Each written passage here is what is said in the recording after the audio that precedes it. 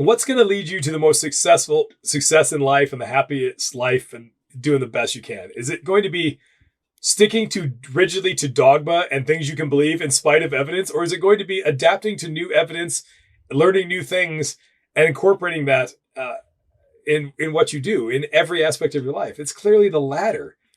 What point is sticking rigidly to dogma that's easily disproven? At what point has that ever benefited anybody in any aspect of life? But here we are talking about IJs and codoms. This episode is brought to you in part by Exoterra. If you're as passionate about reptiles and amphibians as I am, you know that quality matters. I use Exoterra products on all my reptile and amphibian enclosures, which is why I'm excited to be partnering with them. From naturalistic decor to innovative lighting and enclosures of all sizes, Exoterra has everything you need for your cold-blooded companions. Exoterra, make your reptiles feel at home. This episode is brought to you by Chewy. Most people think of Chewy for dog and cat food, but if you keep reptiles, you should absolutely be using them too. Chewy carries everything from all the brands you trust, like Exoterra, Arcadia, Zoomed, and everything in between. Live feeders to frozen rodents, enclosures, substrate, heat lamps, thermostats, water bowls, misters, and more. All in one place, shipped straight to your door. Sign up for Chewy Plus today, free for 30 days. You get free shipping, 5% rewards, and exclusive offers. I use Chewy, and you should too. This episode is brought to you by Reptiles to You. If you're shipping reptiles, you need a company built by reptile industry professionals that you can trust. That's why I'm excited to be working with Ben Gann, the owner of Reptiles to You. Ben and the rest of his team are incredibly committed to quality work and customer service. They specialize in live animal shipping, working directly with carriers to ensure your animals arrive safely, on time, and in great condition. With a reputation built on that high level of service, integrity, and expertise, Reptiles to You is the absolute standard by which other reptile shipping companies are measured. Don't risk your next shipment. Visit reptiles2u.com today. This episode is brought to you by Soul Reptile. Soul Reptile is a boutique, direct-to-consumer lighting and husbandry company focused on bringing the latest reptile physiology and lighting science into the hobby. They're the creators of the Vision LED, the most powerful UVA1 LED available for reptile lighting. They also produce precisely tuned near-infrared systems designed for specialized animals, including invertebrates. If you're serious about replicating natural sunlight and dialing in your animal's environment, Soul Reptile is pushing that science forward. Soul Reptile, the science of the sun. This is the Expert and the Idiot podcast. If you like the show and you'd like to support us, there's a link to our Patreon in the description below. Some benefits include getting access to new episodes up to a month in advance. There's also links to USARK and USARK Florida. If you're not already a member, please sign up. Enjoy the show.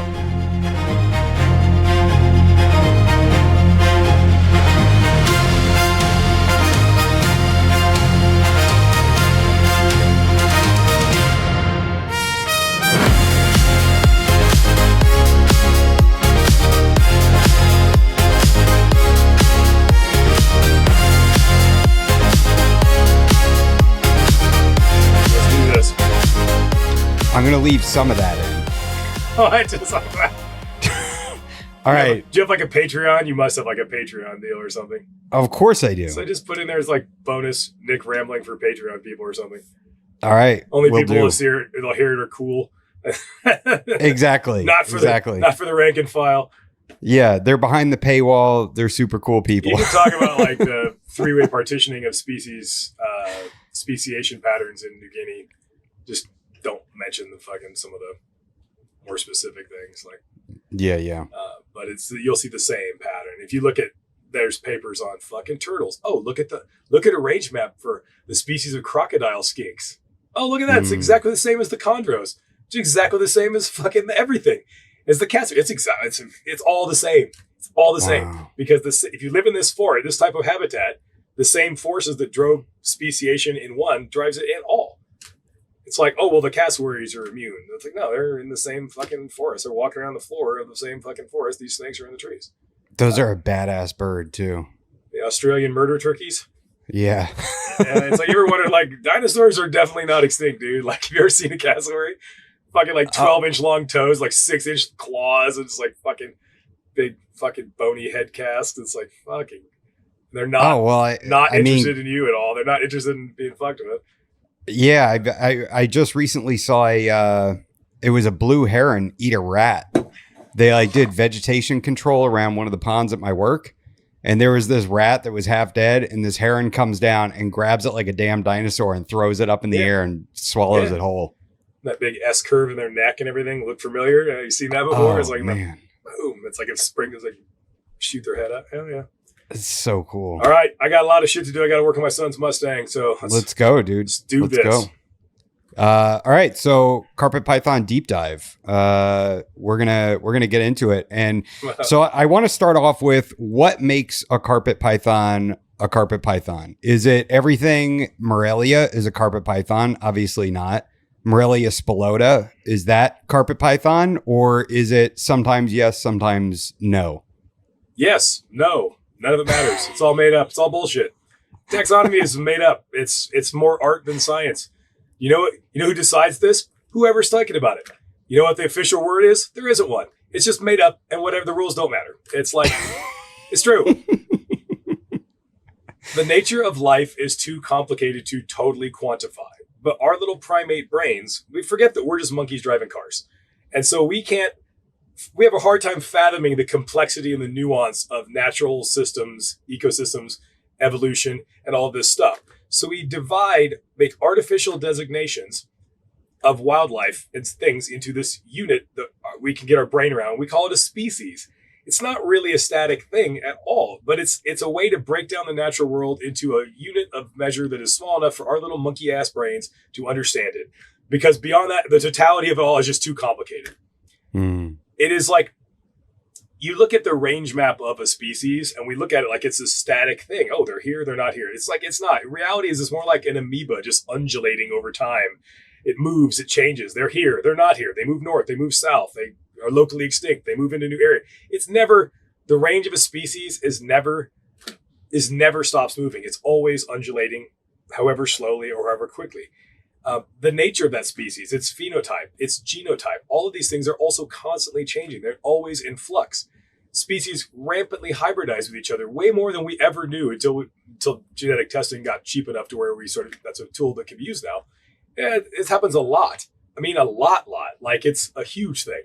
So species are like, generally speaking, if two species bump into each other and they're still closely enough related to biologically be capable of reproducing together, they do quite regularly. So you'll see, it's like these boundaries between these artificially constructed species that we like to imagine are very porous at the margins. And some of them are very old divergences. Some of them are very young. So what is a carpet python? A carpet python, it's just a made up name that somebody a couple hundred years ago who literally thought that carpet pythons looked like a Persian carpet. I don't know where they got that from. An ornate Persian carpet. That's where the origin of the name. I don't see the resemblance, but they lumped all these snakes together. It's like, oh, they're all about, 2 meters or 6 feet-ish in length, and they all have kind of a contrasty, busy pattern. And they just lumped all that stuff together and called them carpet pythons, irrespective of how deeply diverged or closely related these lineages are. And some of them are very, very, very deeply diverged. I mean, they probably, some people think of carpet pythons just as the Spilota complex, and they would exclude breadlie and imbricata because they're full species. Most people would lump those in. Where does that line, since you're just making artificial lines that aren't really real, where does one stop and the other start? Wherever you feel like. It's just up to the opinion of the person who's making the statement. So that is, I tend to think of all of the carpet pythons proper and not metcalfi, but breadlie and imbricata all as carpet pythons. I tend to exclude not imbricata, tripping over my words today. I tend to exclude carinata and oenphalensis. They're a little bit more distant. But that's just my opinion. Other people will draw their made-up line in a different place than I draw my made-up line. So that's interesting. All right. So how long? So I kind of want to get into just a lot of the Morelia. So with green tree pythons, they are Morelia, right? But how long ago did they? Morelia. That's stupid. Like I have a lot of hot takes today on this stuff because taxonomy is dumb. Chondros have no business being in Morelia, like at all. No. Putting chondro, if you look at the distance between a chondro genetically in time, space, and genetic drift from a chondro complex to the carpet python complex, that distance, that would be like if you put a spider monkey in the genus Homo. That's how different these things are. It would actually be worse than that because there's more distance genetically between a freaking chondro and any carpet than there's been a freaking spider monkey and a human. We don't put them in Homo. That's dumb. But they do it with snakes. Oh, it's stupid. It's fucking stupid. They don't belong. The taxonomy of carpets, in the last book we made some changes for the better. There's still a couple more we probably should have made. At some point, I'm going to write another book. I know what that book will be. It's already sort of in the conceptual stages. And chondropython needs to be resurrected. All the reasons for getting rid of chondropython are stupid. I think a lot of the people, even academics who write these papers, don't even read the source material themselves. Like, the defining characteristic of chondropython is they don't have any teeth in their premaxillary bone. And in fact, chondros do have teeth in their premaxillary bone. But you know what doesn't say they have no teeth in their premaxillary bone? The original species description for the genus chondropython doesn't say a damn thing about teeth in the premaxillary bone. Doesn't say anything. I don't know where that came from. That's just some stuff that got made up later. That's not even in there. Was not a defining characteristic of the genus at all. And somehow, I don't know where that came from at some later time. But chondropython needs to be resurrected. These things are, the very definition of a genus is a group of species that is more closely related to each other than any of its members are to anything outside of that group. And all the chondros are quite clearly very similar to each other, very related to each other, and very different from everything else. They are the textbook definition of a genus. Keeping them in Morelia is as dumb as keeping all the tree monitors in Varanus, where obviously these things belong together. They don't belong to this other stuff. They're obviously a closely related clade. It's dumb. So they shouldn't be in there at all. The Morelia as a genus should only consist of the carpet pythons. Chondropython should be resurrected. You do have a couple outliers, and then it really gets with carinata and oenphalensis, which are part of that same group. Basically, pythons show up in the Australia New Guinea region from Asia. They colonized that region in the late Eocene, 28 to 30-ish million years ago, give or take, getting into Australia just prior to the beginning of the Miocene. Okay. And then you have what's called an adaptive radiation. So you have, if you're basically moving through wet tropical forests, and then you hit a big continent that has wet tropical forests, temperate forests, deserts, savanna, all this other stuff, then you have a massive explosion of evolutionary change where one ancestral lineage splits into all the Australian pythons. Boom. Rapidly this happens.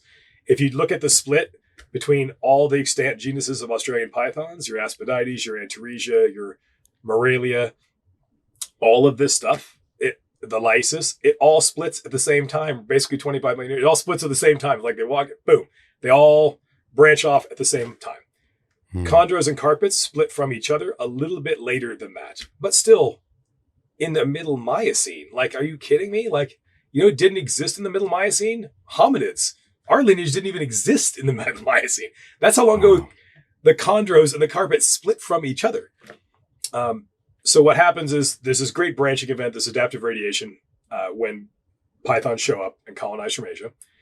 And all these lineages split. But they don't just stop splitting. They keep splitting into different species. So it's like, they have all of the ancestral node from which all these things stems is in that window of time. But then these lineages continue to divide into species and groups you have today. Well, the lineage that leads to Morelia, that ultimately becomes the living things we lump into Moralia and Nyctophilopython, the worst name ever for a genus.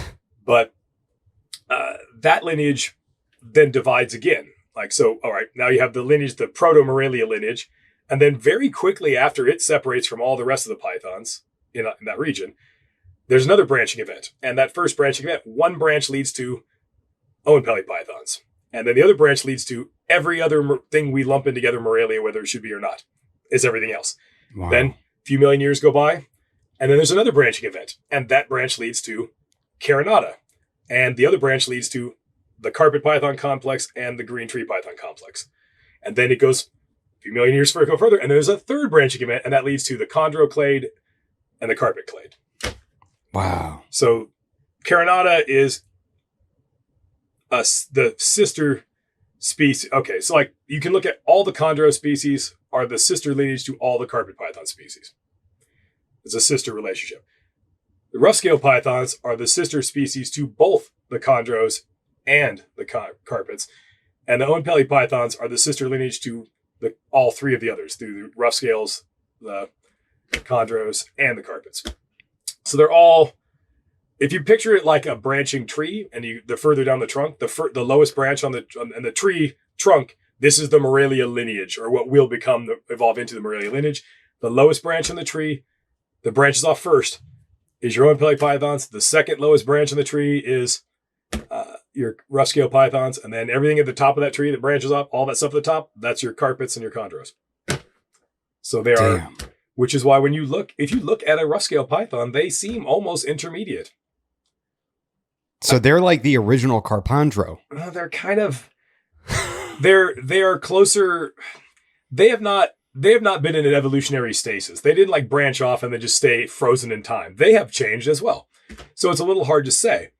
But when you see common traits in a rough scale python that you also see in a carpet python, it is almost certain that the last common ancestor of both lineages had those traits, which is why you can pretty confidently reconstruct what the last common ancestor of all Australian pythons looked like.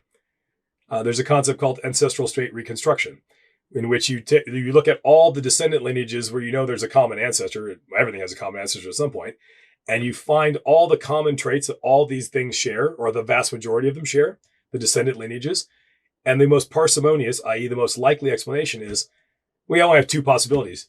They either all inherited that trait from their last common ancestor, or they all independently and completely coincidentally evolved the same trait.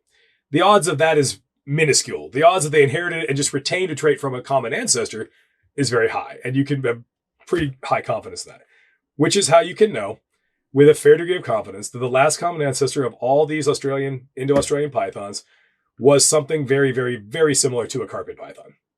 Very similar. There are fossils many, many millions of years old from the River Slave Formation in Queensland that look like carpet pythons.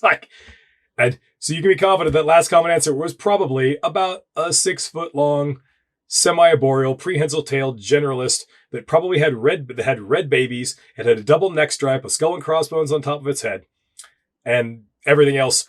You're speculating, but you can be confident because if you look at behind me, there's in those little tiny with the red lids. I had to put lids on them because I've accidentally, for whatever stupid reason, decided this would be a good year to hatch 140 Antaresia. Including a lot of little tiny micro babies, like the little pygmy species and stuff. It's ridiculous. I don't know what I was thinking with 22 clutches of them. Oh God, dude. I have the worst year of my life for carpet pythons, but the Antaresia it's off the charts. I hate my life.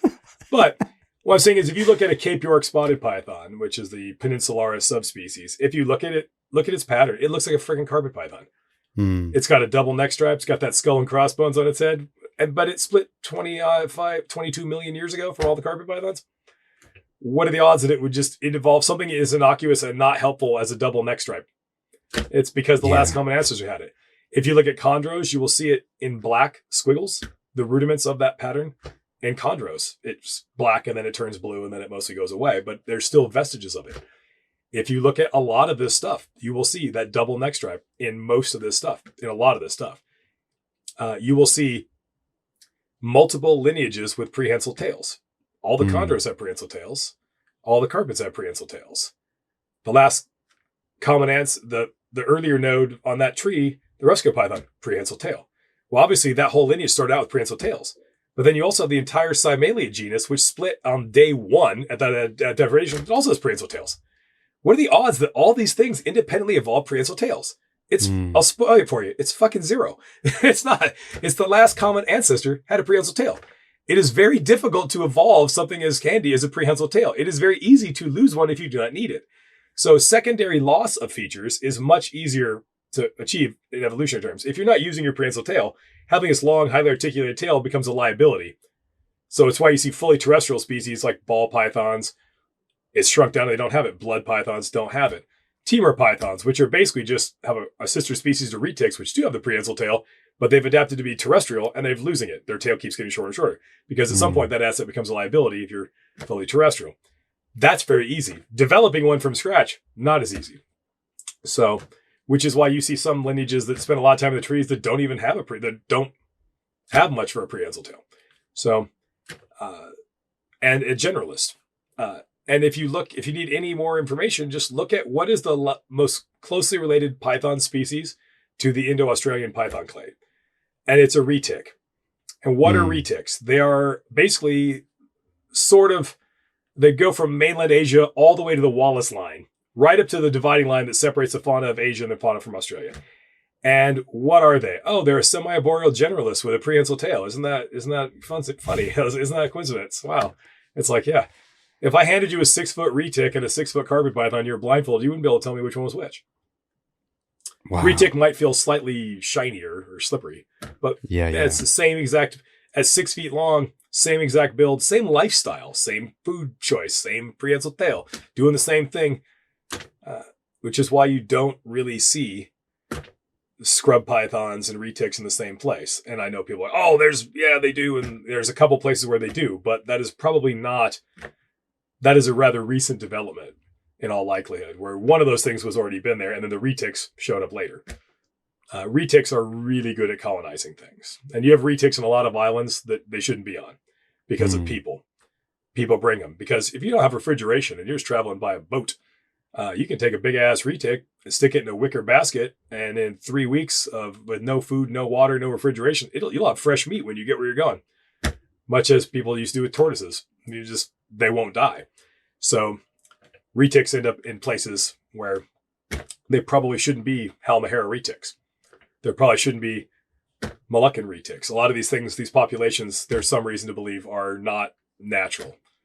Their most close relatives are quite a distance away, indicating they're probably in antiquity brought and deposited accidentally or what have you. When do you some think of these that things, would have happened? It might not have even been Homo sapiens that did it, because earlier hominids than us made that journey. Wow. So you could have a situation where 500,000 years ago, some late surviving Homo erectus had a boat and they dropped them off. Like that is completely plausible. It doesn't even have to have been our ancestors that did that. Jeez. But you see it in their DNA. You see these populations like, this doesn't make sense. Why is this population of retic is mostly closely related to a Java retic, but it's way the hell over here and not in between. It's like, because somebody put it in a boat and took it with them. And that's how I got established there. That sort of stuff happens. So it's complicated. What about like floating debris too? Could that have happened? If a storm came through or something? Yeah, but not over that distance. Like usually when that kind of stuff happens, that vicarious distribution over water, it's like, oh, you're on this island, and then you make it to the next island and the next island, and you're just kind of working your way out.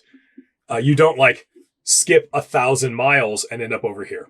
It's you don't see that so much. There are examples with retics that don't. It's not that. It's people, but not necessarily like recent people.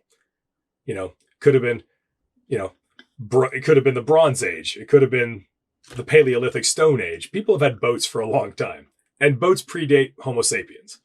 Wow. There's ample evidence for Neanderthals building boats. Now, we still refer to them as Denisovans or Homo longi and Neanderthal sister species, but they made it all the way to the edge of Australia. You couldn't do that without a boat. They didn't swim. It's like, we haven't found the boat, but there's no way they got there without a boat. There's just everything we know about geology, that there's large pieces of water. They had to have had boats.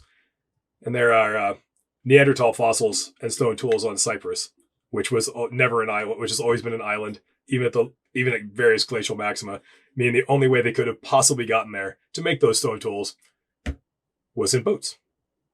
Do you think that one day, like 5,000 or 6,000 years from now, we're going to be trying to figure out how there's pythons in America? Pythons in America?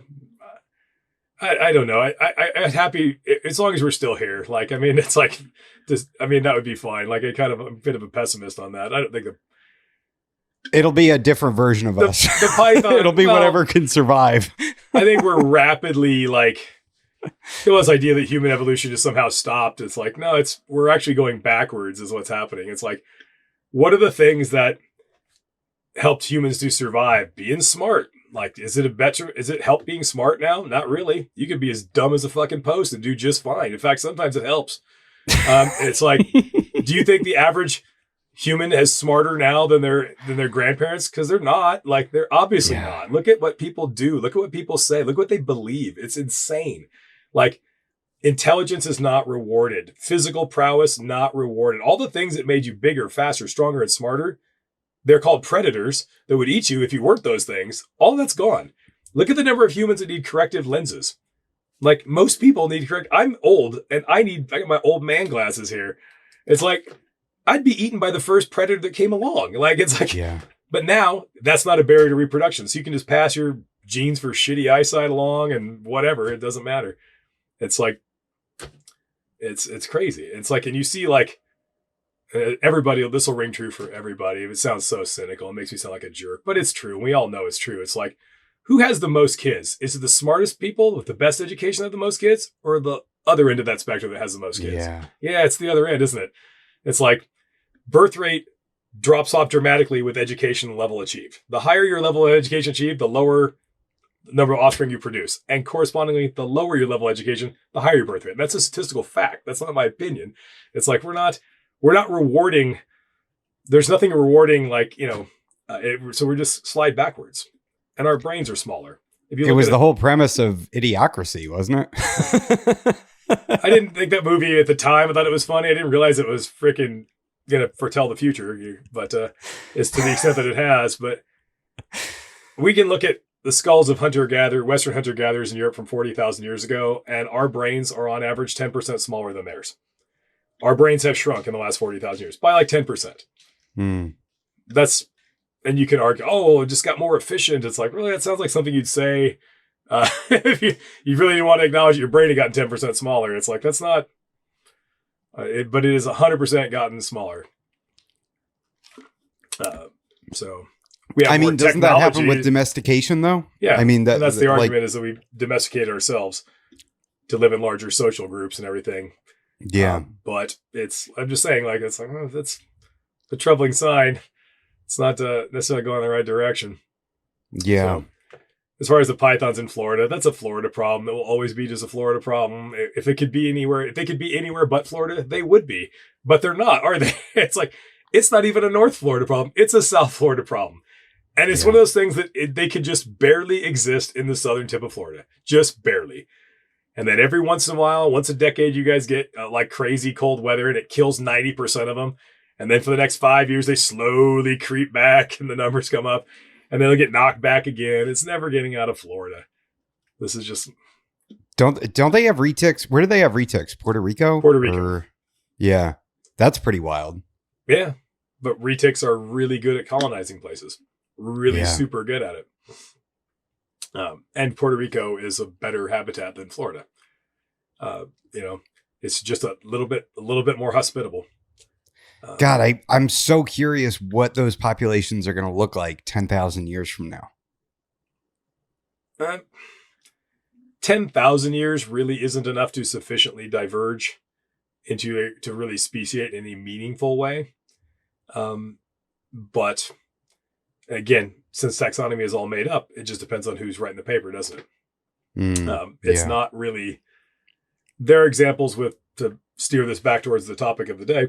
There are examples within carpet pythons where you have populations that are separated just only in the last 10, 12,000 years.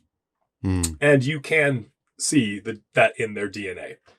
but it doesn't mean they're a different species. If you look at the DNA, and I'm specifically referring to like the northwestern variegata, you really have like a variegata complex. You have 3 populations of one species, not 3 different species. You have Southern New Guinea, Northern Territory, and the Cape York Peninsula. And these things are 3 distinctly different separated populations.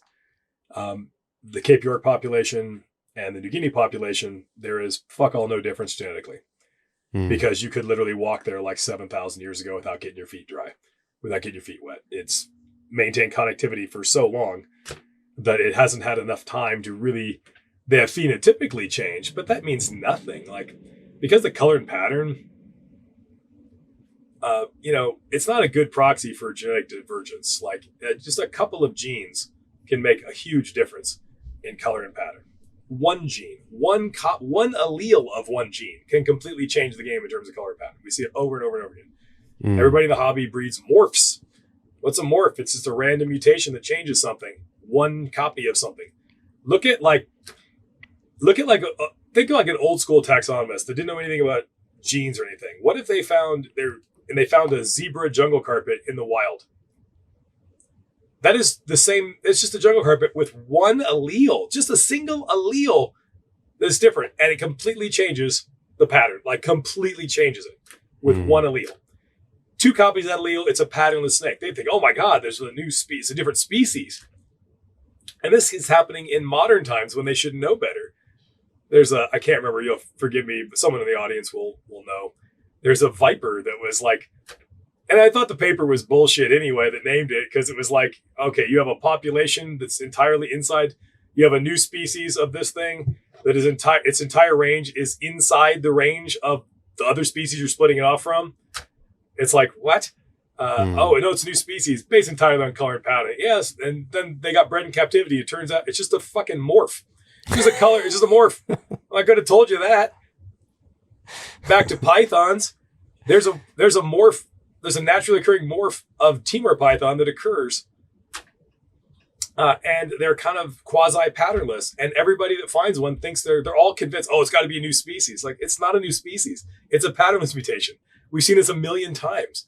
You know how you know? Because there's normal Timor pythons on the same fucking island. It's like, this is a color morph. These things that pop out in captivity that we prize so much, they exist in the wild too. And sometimes they can be well established. There's a reasonable percentage of Southern New Guinea scrub pythons that are a recessive patternless mutation. The overwhelming majority of Tanimbar pythons are double recessive exanthic patternless.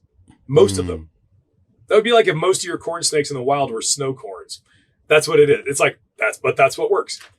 Wow. But these things, there are tons of wild exanthic Moluccan pythons. There's a ton of wild exanthic things because it's not that detrimental. Or mutations that are neutral. They don't really cause much detriment. Like being a patternless scrub is not probably way better than being a pattern scrub, but it's also not way worse. So you don't really face increased predation risk. So you just kind of chugs along at a low level in the population forever. Wow. Probably millions of years.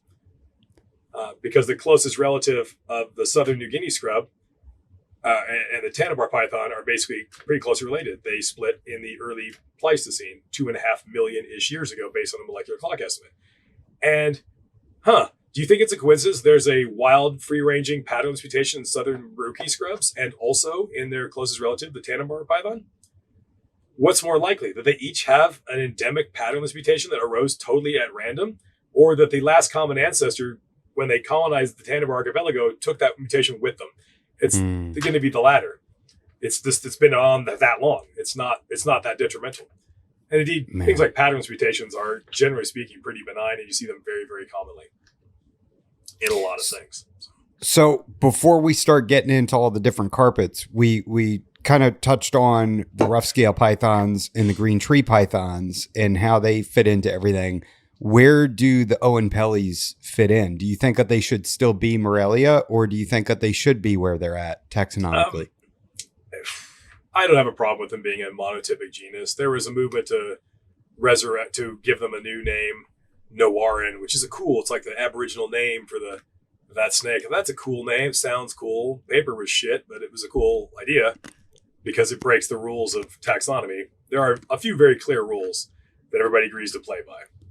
And that's governed by the ICZN, the International Commission for Zoological Nomenclature. And that says the oldest published name for a thing on the books is the name of the thing. It's the rule of priority. It's the most sacred rule of taxonomy. You have to use the oldest name. So if somebody spouts off some nonsense in a crappy paper or book or whatever, and they name it something stupid, you have to use that. And then no one pays attention to it. And then 50 years later, somebody finds, oh shit, that actually is a species. You have to use the old name. Which is why guys like Ray Hoser slaps nonsense names on everything because of that. To try to poach the naming rights. And you see that in somewhat more legitimate circles. The Nawaran thing was a debacle because there already is a name for that. They moved them to, they were in Morelia, and then they don't belong there really, probably. They're pretty diverged from that. Then for a while they were in Simalia, which seemed like an odd place. And then now they decided, we'll give them a monotypic genus, Nawaran, completely ignoring the fact that Wells and Wellington did that exact thing in 1985, 40 years ago. They did that exact thing with the horrible name Nyctophilopython.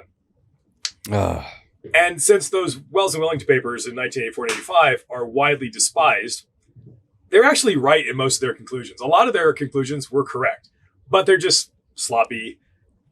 Species descriptions are like a paragraph. They're not very thorough. Their conclusions are largely right. They're the ones that coined the term Antaresia.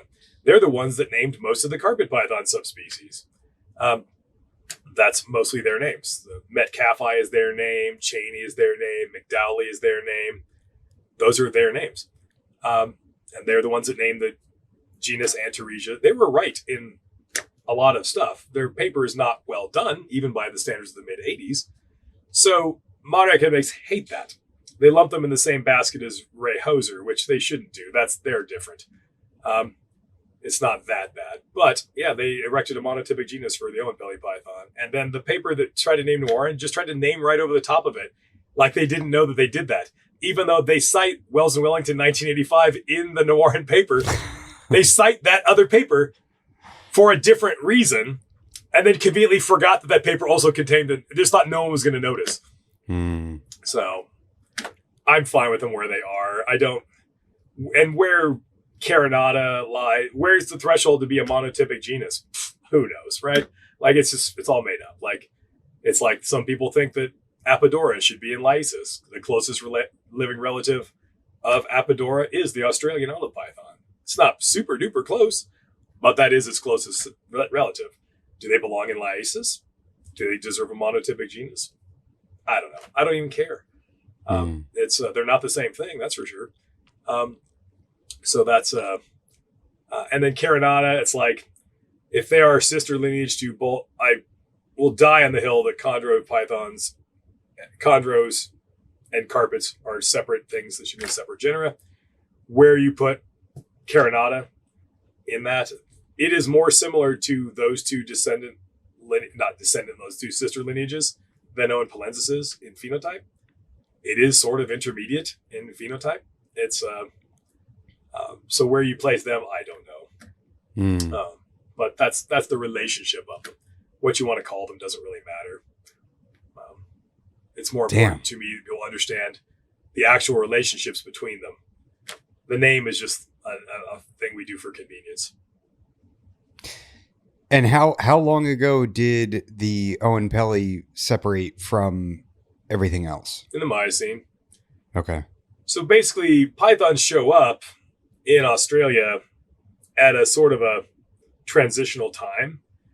Throughout the Eocene, you had a lot of Australia was covered in wet forests. Like a lot of that dry desert in the middle, it wasn't nearly so dry. It was temperate. It was a much milder place, a lot more forgiving, a lot more, pretty good place to be. But beginning in the Miocene, you have an aridification process. What's happened is, in very slow geologic terms, what has happened is after the breakup, Pangea breaks up, starts breaking up in the Triassic. And then you have, it splits ultimately into two giant continents, Laurasia in the north and Gondwana in the south. Gondwana is Africa, Australia, India, the Indian subcontinent, and Antarctica, and all that stuff, and South America, and all that stuff it's the larger of the two supercontinents after the breakup of Pangea, and it stays together for a bit and slowly breaks up and starts to drift apart.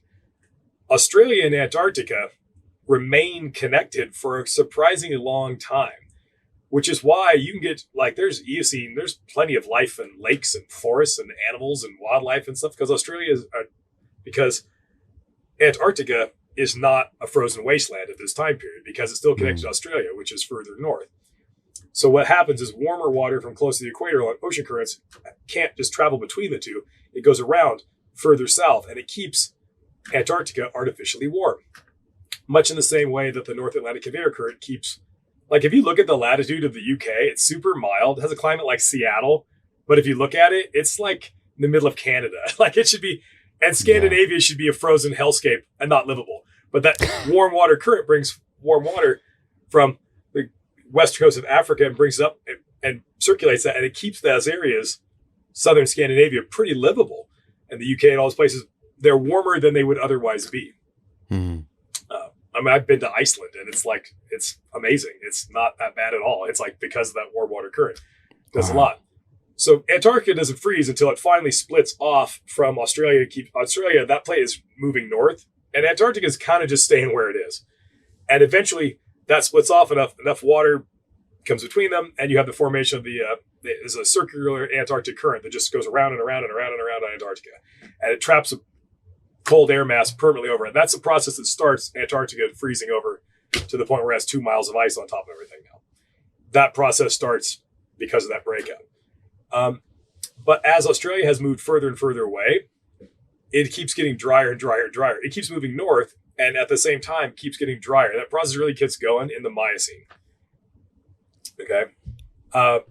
And so this long-term trend towards aridification. So you would not have found a whole lot of desert in the Eocene of Australia, and now we're in the Holocene and it's mostly desert. It just keeps getting drier and drier and drier. That trend is continuing.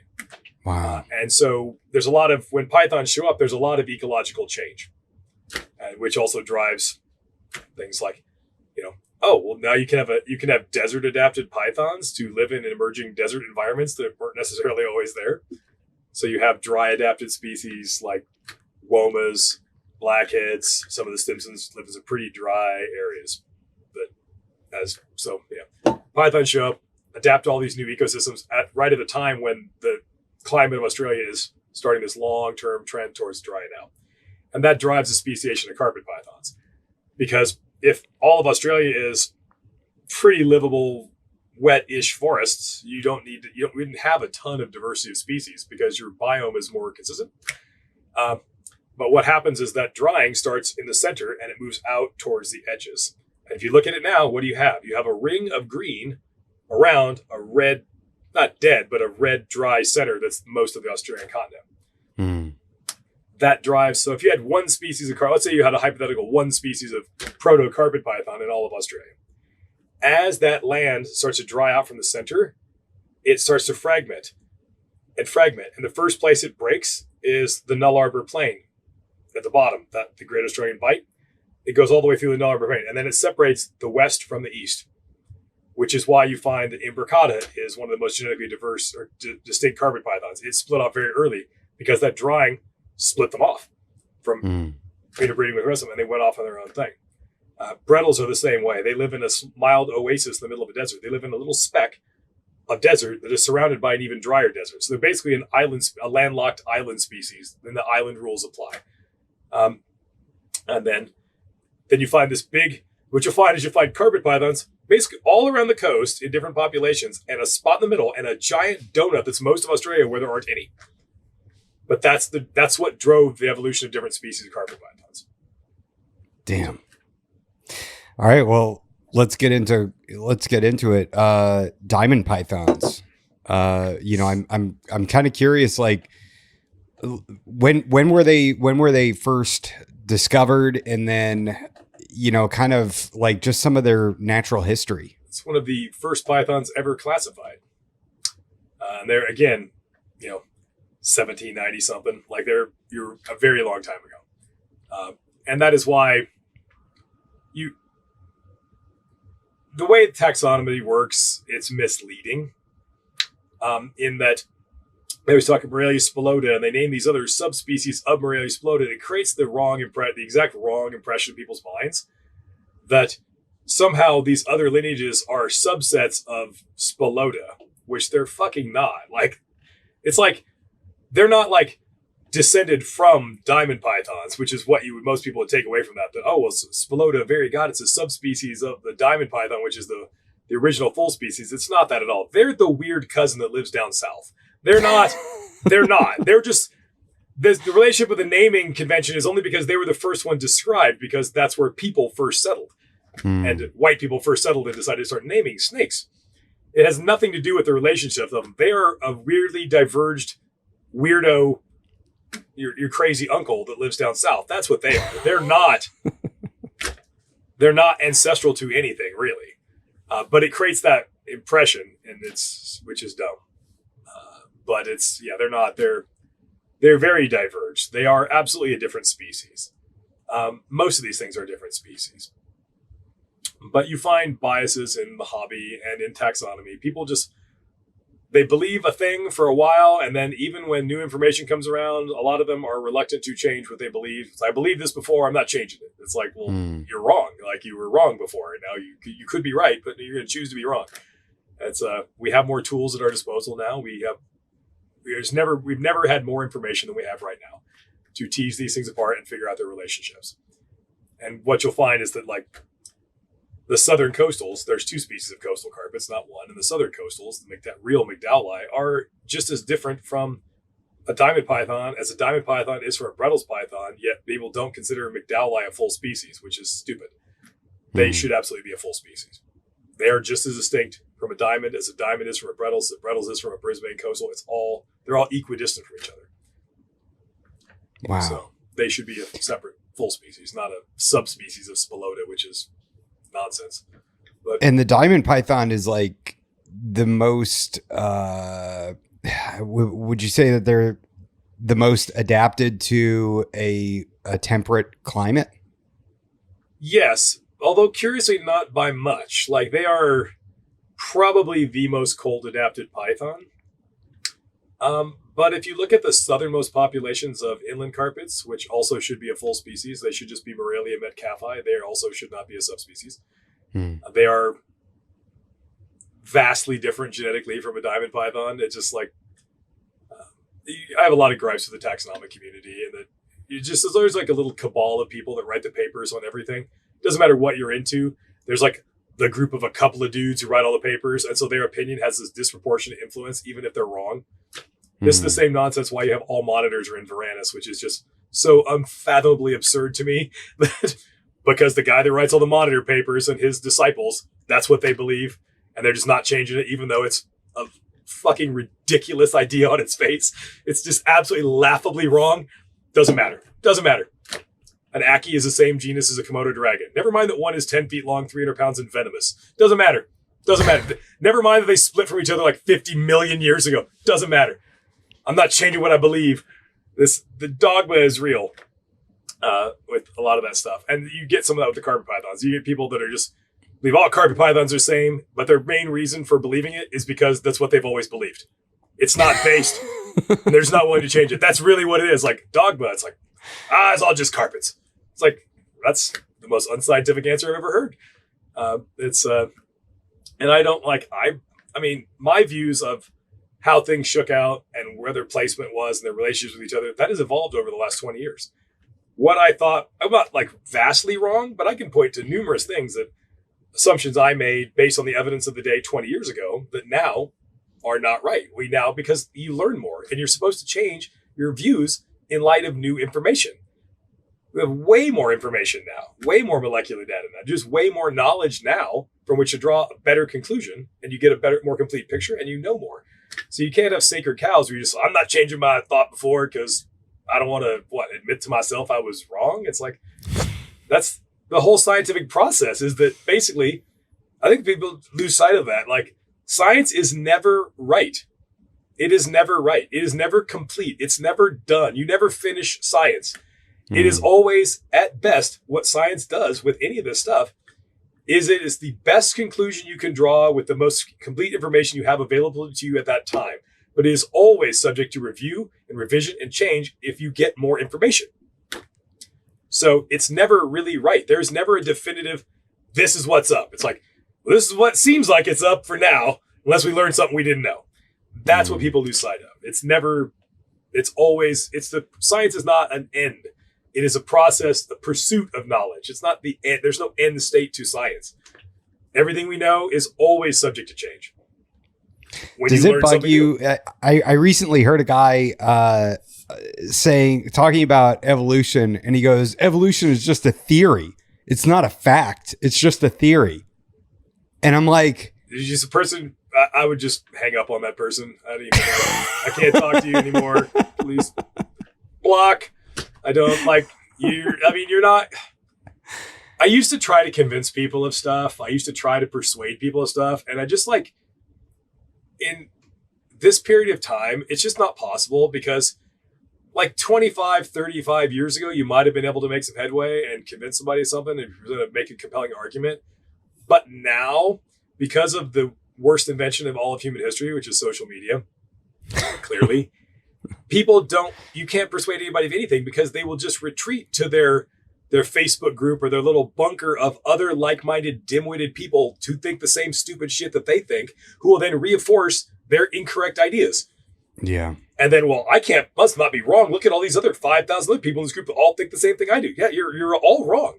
Like, it's like you just found a community of dummies who all get together and talk about being dummies. It's like, I can't help you. It's like, I can't help you. You're just going to be a dummy. And it's probably going to hamper your whole life, but I can't help you. It's like, you can only reach people that are open to new ideas, are open to learning.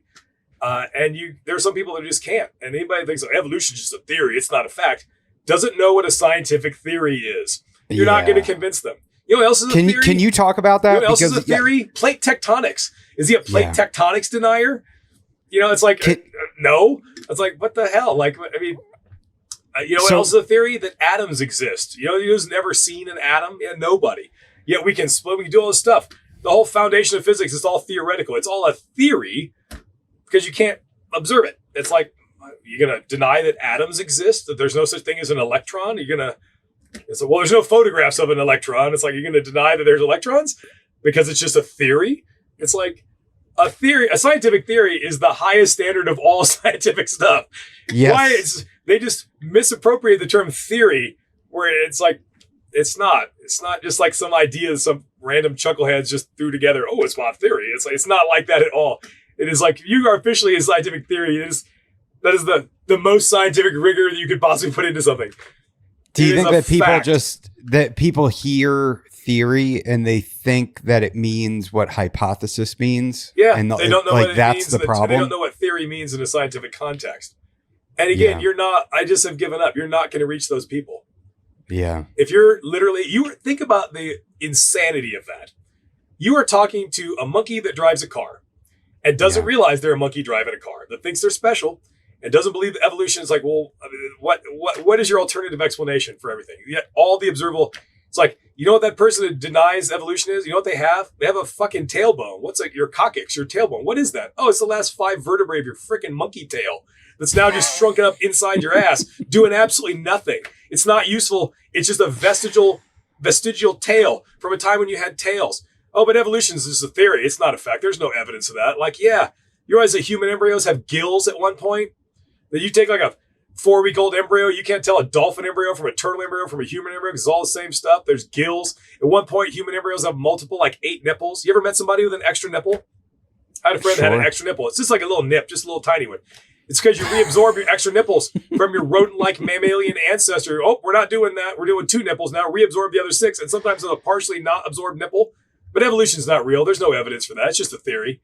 It's like, are you out of your freaking mind? It's saying like, just a theory is probably it's just biggest. Like it's right up there with it's just the dummy's greatest hits. It's just like it's right up there. Well, if humans evolved from monkeys, why are there still monkeys? It's like humans have evolved from monkeys. It's not anything works. It's the same. Like, and when you hear that, it's like, yeah, I'm not going to get through to this guy. They're not ever gonna. They're not gonna get it. They're not gonna get it. They're not. They're not ever gonna. You've heard that argument though, haven't you? Yes, I've actually explicitly had somebody say to me, I don't think that we came from monkeys. Like we're different than monkeys, and I'm like, we are. Monkeys, and we didn't come from monkeys. That's true. We're not monkeys, and we didn't evolve from monkeys. We have a common ancestor with monkeys. Yeah, relatively recent one. That animal was neither a human nor a living monkey. It was some intermediate thing. But that takes away our specialness.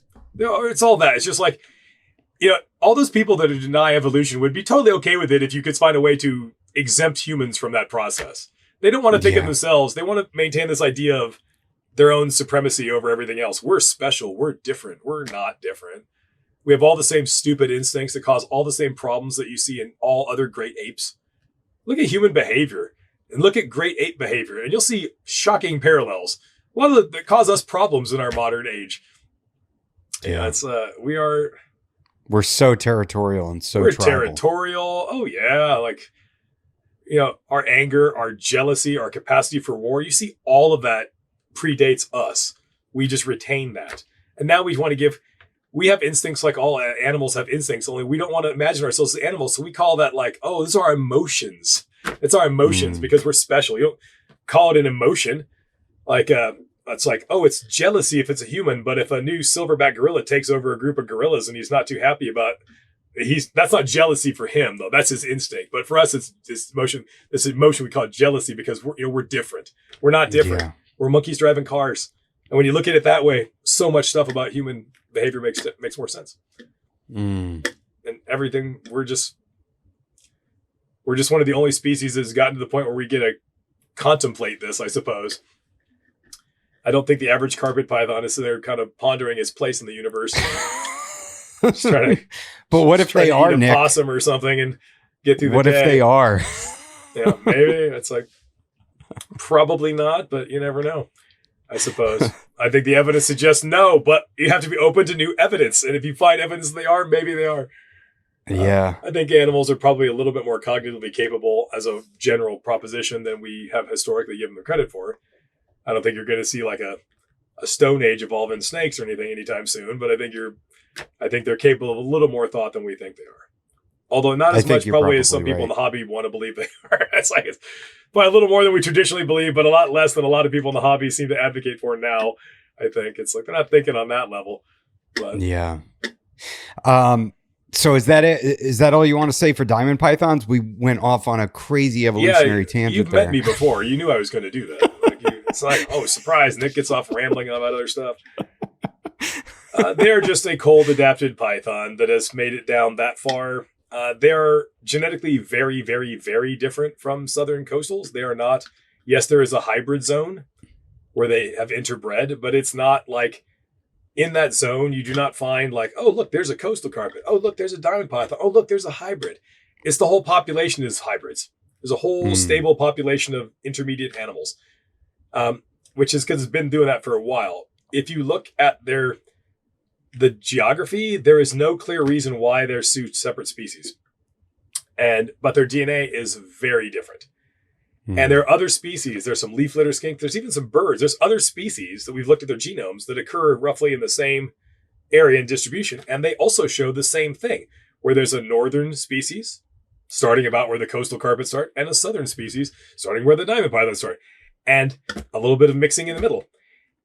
We don't really understand why that is. It looks like there used to be some barrier to gene flow that allowed these things to fully speciate on either side of this boundary, and the boundary itself is gone, which is weird. And I don't know what that boundary would have been, but the DNA looks like there used to be something that kept these things separate for a good long period of time, and that thing is no longer there. And now they're able to interbreed. I mean, whether that was a patch of desert where you didn't have any trees, and that would be an effective barrier for arboreal species like birds, leaf litter skinks, because you have to have leaves from trees to have leaf litter, and snakes that like to live in those trees. Maybe you had a strip of just inhospitable strip where there was no trees, and thus that would keep things on either side. You have that now with imbricata. You have two populations of imbricata. You have the bulk of them in Western Australia, and you also have a disjunct population in Eyre Peninsula, which is that little triangular bit kind of shaped like India. That's actually part of South Australia. And then you don't have any along the Null Arbor Plain, near as anybody can tell, because it's literally called Null Arbor, which literally is Latin for no trees. It's completely treeless. So you don't have any tree-dwelling species if you got no trees. So you have two genetically distinct, isolated populations of imbricata that are been separated for a minute on either side of this barrier. So where the trees go. So my guess would be that I think the three species, I can't remember what bird it was. It's a leaf litter skink, a bird, and those pythons. All of them are dependent in one way, secondarily or primarily on trees. So my guess would be there was a long period of time where there were no trees. What that would have been that would have caused that, I don't know. But it was probably something along those lines. And now there are a tree corridor that allows these things to intermingle again. And that's how you end up with these hybrid zones. Dude, we got to get you a fidget spinner so you stop opening and closing your coffee cup. Oh, I'm sorry. Fine. You did it last time and you were like, you should have told me. I do that. My bad. All right. I have the same Yeti mug and I do the same thing. Right. We should have got the bigger coffee mug down. It's a long podcast. So now the diamond pythons are the coolest of all the carpet pythons, right? What do you mean the coolest? I mean, they're just like the most badass one, right? I don't know. They're not my favorite. Most of mine are dicks.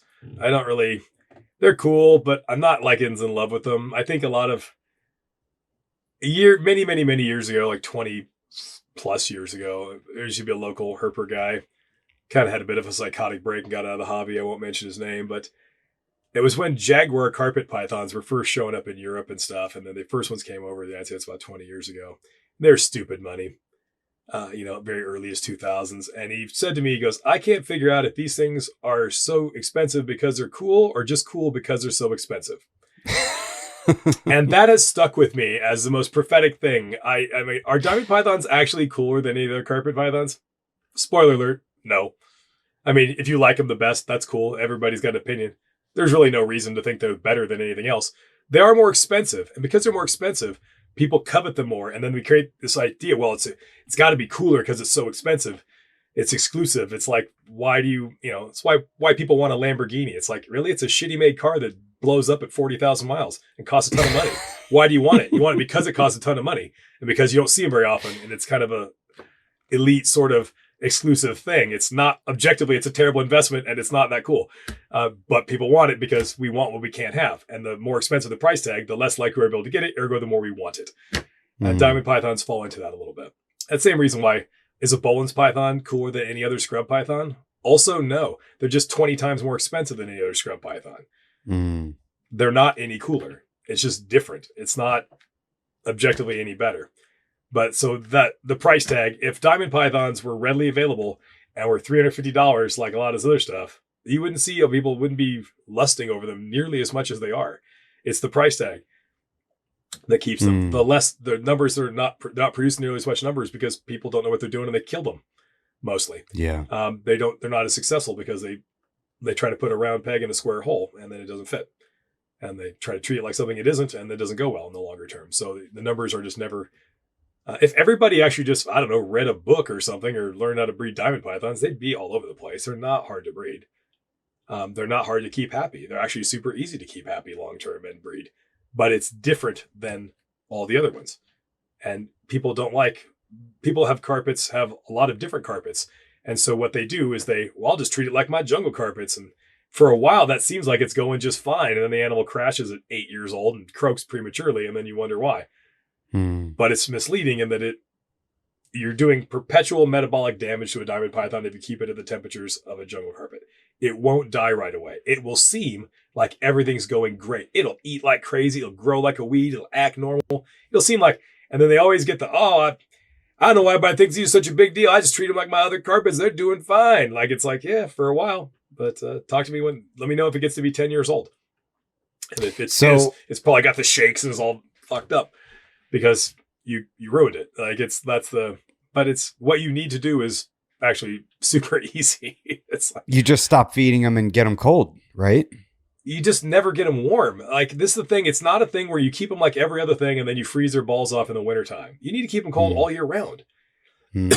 They like the temperature you like. Their average background, like, with most pythons, what are you trying to do? What's your ambient air temperature? 80-ish, right? Yeah. It should be like 70. They like your room temperature with a small isolated basking spot that doesn't even heat they will actively go up, warm up, and then you just turn it off. And they're fine. And they'll actively bask and they'll retain that heat and they'll manage their own affairs thermoregulatorily very well. So they can't be in your snake room with the other snakes or they will die young. At sub 10 years, they will just crash. They will die of keeper-induced premature aging and they'll crash. If you just keep them in your living room, you build a nice display case, really decked out, awesome. They display really well. And your room temperature, most people like the room about 70, keep them out there in an awesome display setup in room temperature. They'll live forever. They'll do great. They can live like 30 years. They'll do just fine. It's easier. You don't have to worry about providing that 80-degree background temperature. You can have a big cage with a little tiny basking spot in the corner and they'll find it. They'll do just fine. It's actually easier. You have to actually work harder to fuck them up. But people do. Trying to treat them like will mine live a long, healthy life living outside year round in Florida? They can, but it depend a lot on your cage design, its orientation to the sun, the thermal properties of all of that. It can obviously be done. Yeah. And they just need to be able to get away from the sunlight and the heat. Yeah. Okay. But you don't need to spare them the cold temperatures. Like they should have a retreat site that's insulated, and they'll use that to escape the heat and also to escape extreme cold. And you can absolutely do it just fine. All right, cool. That's why I think they're the coolest python, is just being able to keep them outside year round in Florida. I just helped Brandon build a new outdoor cage in San Diego, and he's bred them outside. Like, yeah, that's I have 2 of his babies. I have 2 of his girls. Do you? Yeah. Brandon's a good dude. I've known him like 20 something years. He's a good dude. Yeah, he's the best. He came down and like, I'm building this diamond. I just totally he had no idea. Like, all right, I'll just do what I tell you. I'm going to go to the lumber store. I built this whole thing. I can in 2 days. I was so jealous. I was watching the stories.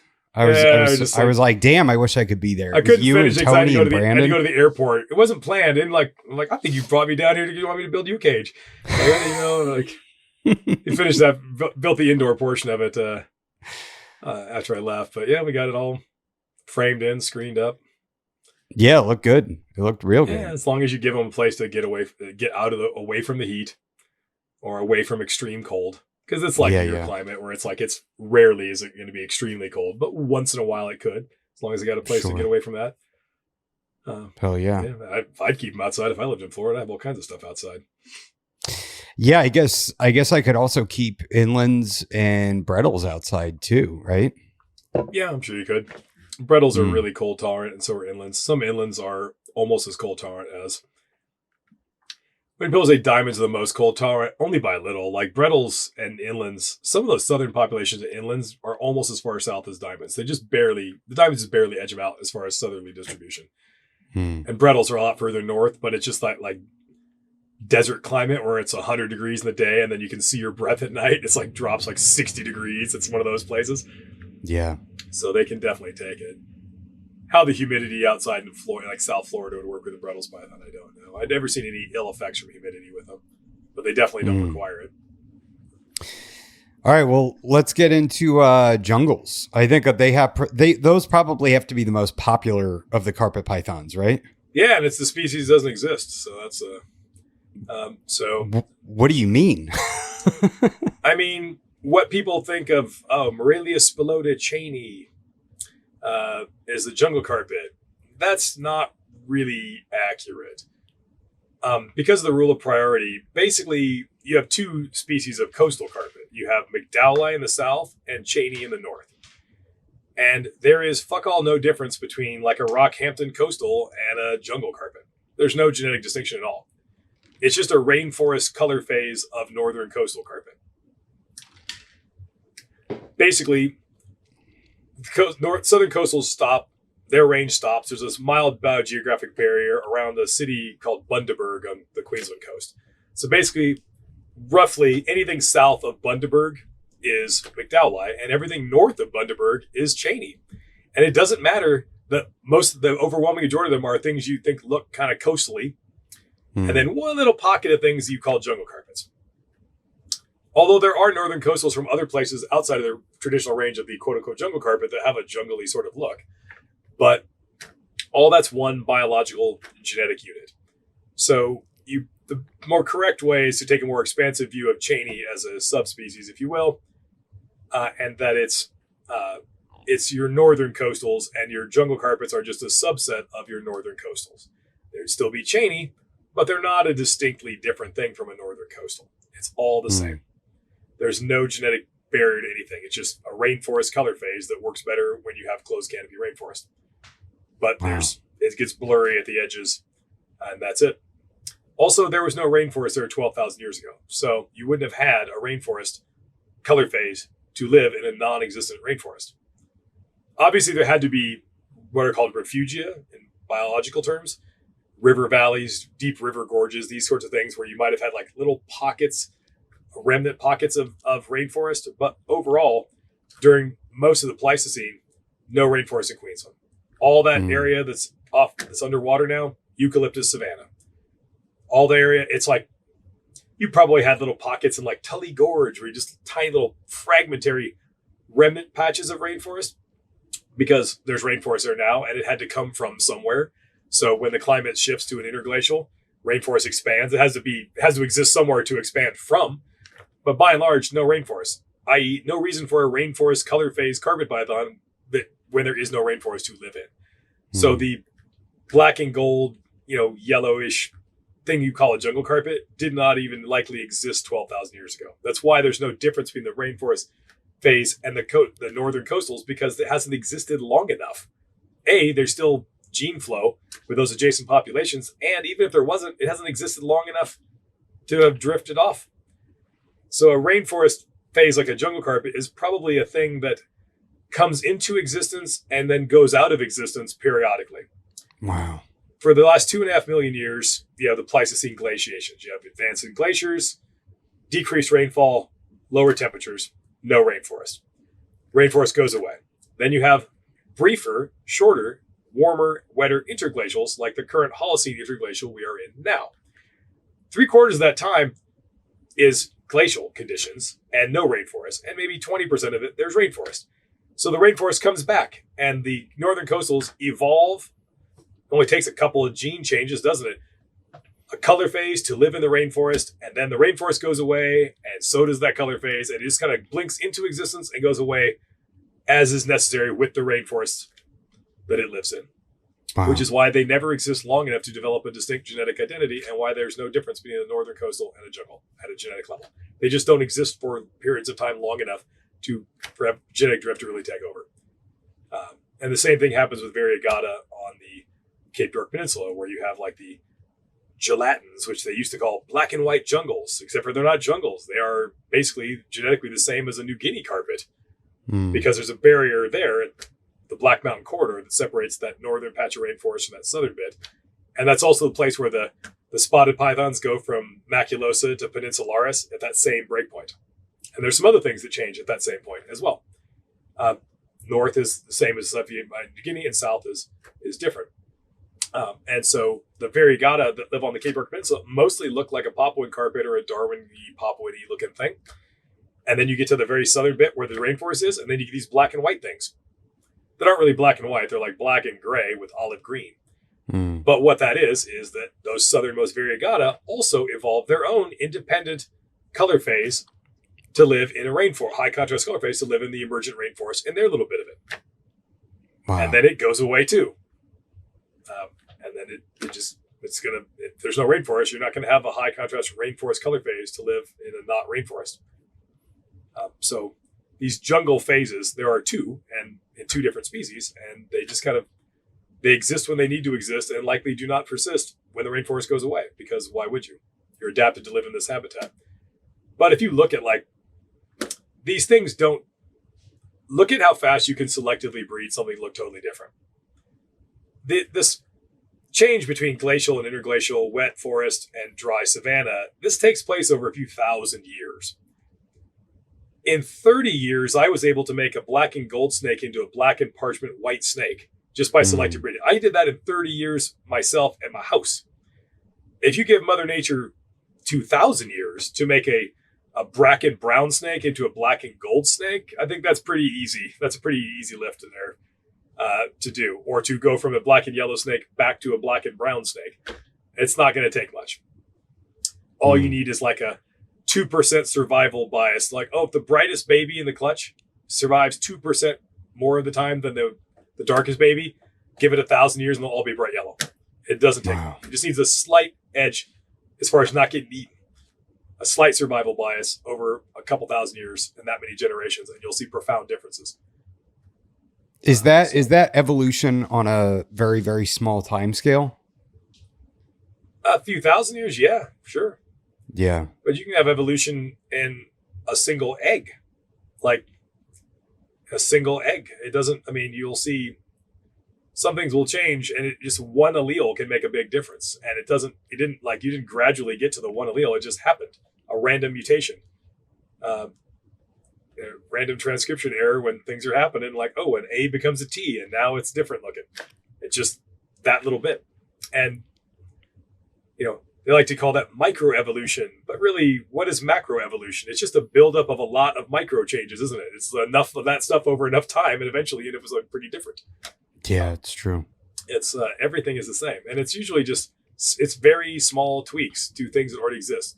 There's very little like new structures rarely evolve. It's almost always reusing existing structures in new ways. Your lungs and my lungs that we're using to talk and bloviate on this podcast about all this stuff are our lungs that we're using to speak and breathe are evolved from the swim bladder of our fish ancestors. It's a swim bladder that fish still have. And it evolved. We didn't develop a new thing, a whole new organ from scratch. Our ancestors, little by little, early tetrapods, their swim bladder evolved into lungs. It wasn't an entirely new structure. You just repurpose old structures because that's a lot easier to do. That's why there's a nerve in the neck of a giraffe that's like 16 feet long.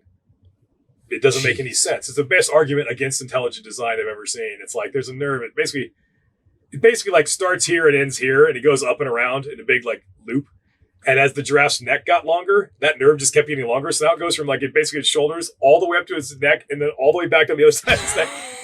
When it just needed to move this far, it's the actual distance it needs to travel on a giraffe is like 12 inches, but it's like 20 feet long now.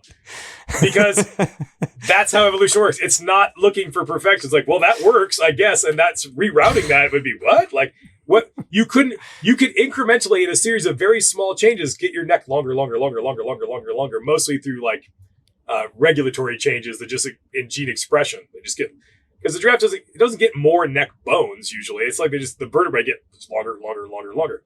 And so that nerve that's easy for that to stretch out. But rerouting it, how would you have an incremental change or incremental single mutation that would just change? You'd have to do it in one step. What mutation? But it's a multi-step process. You can't have a single step that would move this, change the routing of something. You couldn't do that. So you end up with these ridiculously inefficient things. And there's a million of them in biology. A million of them. If you look at the human body or any body of any animal, you will see all sorts of telltale signs of its evolutionary past. We'll look at pythons. Let's talk about pythons again. Why do they still have hind limbs and a pelvis? That's a good example. Like those cloacal spurs, that's their femurs. And if you looked at their skeleton, you'd see two little crescent-shaped bones that are not attached to anything, but they're attached to those little spurs, and they're still muscles. That's the last rudiments of their pelvis and their hind legs. They still have them. So it's like you'll see the evidence of evolution. Just the theory. It's like I think it was Tucker Carlson that said that. Well, fuck, say no more. Like it's like you're getting your science news from Tucker Carlson, then you're beyond saving at this point. I'm like, you don't need to. You just need to look at your own body. It's like you'll see all the evidence you want. It's like if you don't, it's going to bury your head in the sand. Like, nope, I don't see it. Don't see it. Like you could do that, I guess. You will be wrong, but it is everywhere around you. Everywhere around you. Look at our dogs. I have a couple of dumbass dogs. I have an American Bull Terrier, like a Spuds MacKenzie dog, a big long proboscis nose.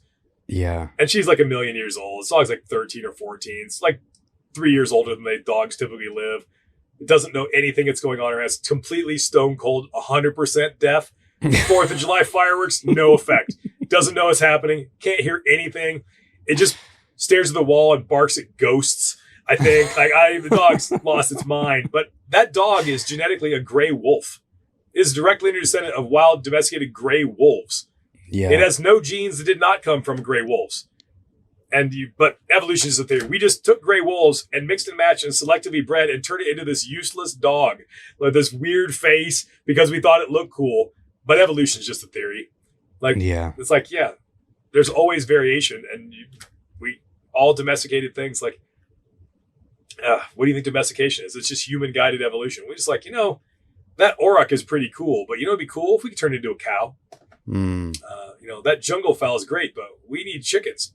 So we'll just make chickens. And now it's like, you see this all the time. Like, you ever notice there's no wild pigs that look anything like a domesticated pig at all?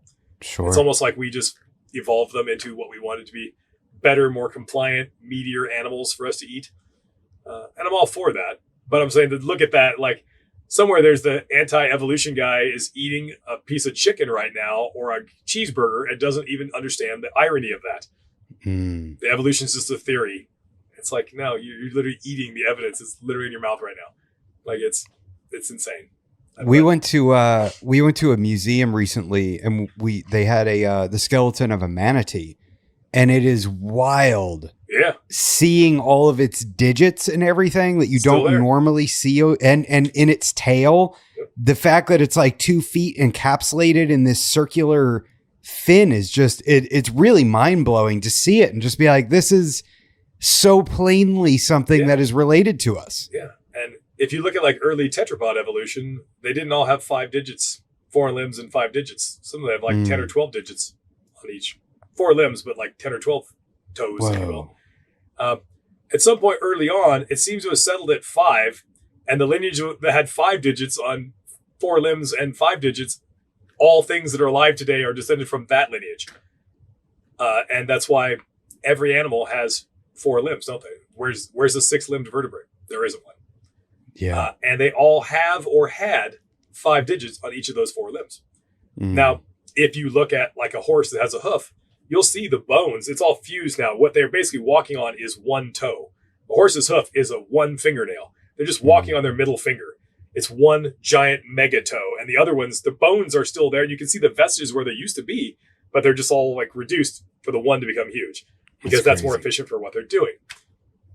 If you look at, that's how it's all like that, but it's just a theory. It's just a theory, I guess. Right? Wouldn't it be awesome to have 6 legs or a set of wings and your 4 limbs? That'd be awesome, right? That'd be dope. But it doesn't exist. Why? Because everything has 4 limbs. Arthropods have more than 4 limbs. There's no vertebrate with more than 4 limbs. There have at times been a couple of things that lost 2 entirely. The extinct moa, which are giant ratite birds on New Zealand, largest proper birds ever. Some of these things are like 12, 14 feet tall, extinct when people showed up. Go figure. But the moas had lost their front limbs. They didn't have little, even tiny vestigial wings. They just had nothing. Their skeletons, they don't even have them. They just had back legs and a long neck and nothing. They lost even the bones. They had That's terrible.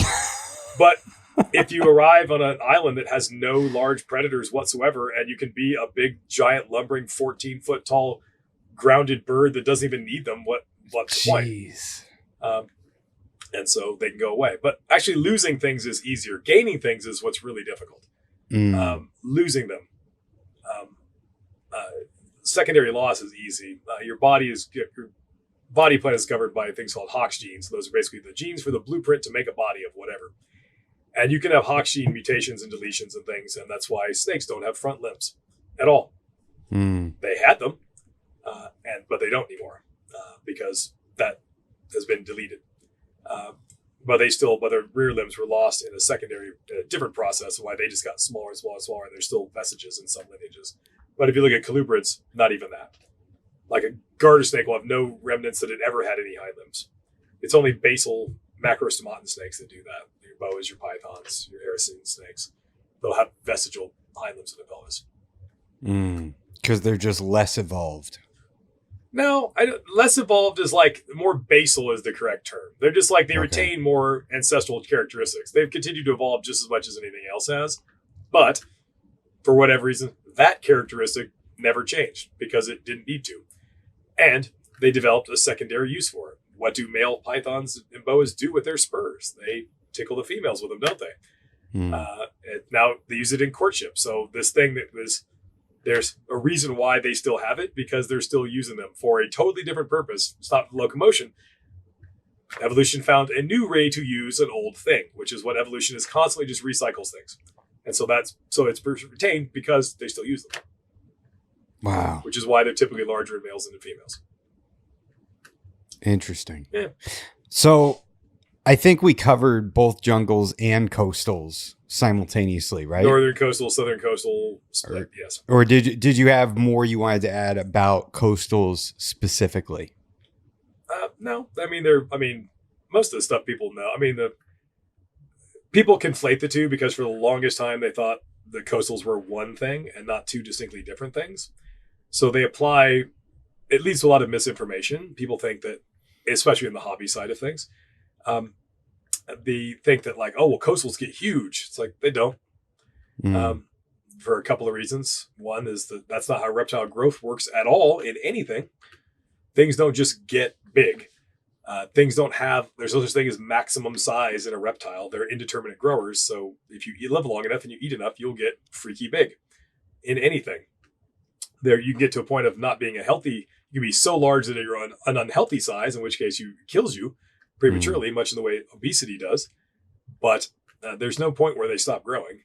So that's not, but they read an old book from 30 years ago. Oh, see, coastal carpets get 14 feet long. It's like, that was poorly measured specimens in the 1930s, and that only applies to, and they were southern animals.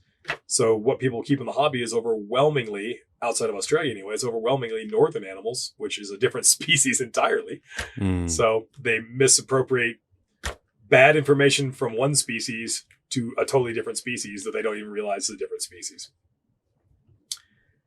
So that gets them in trouble. But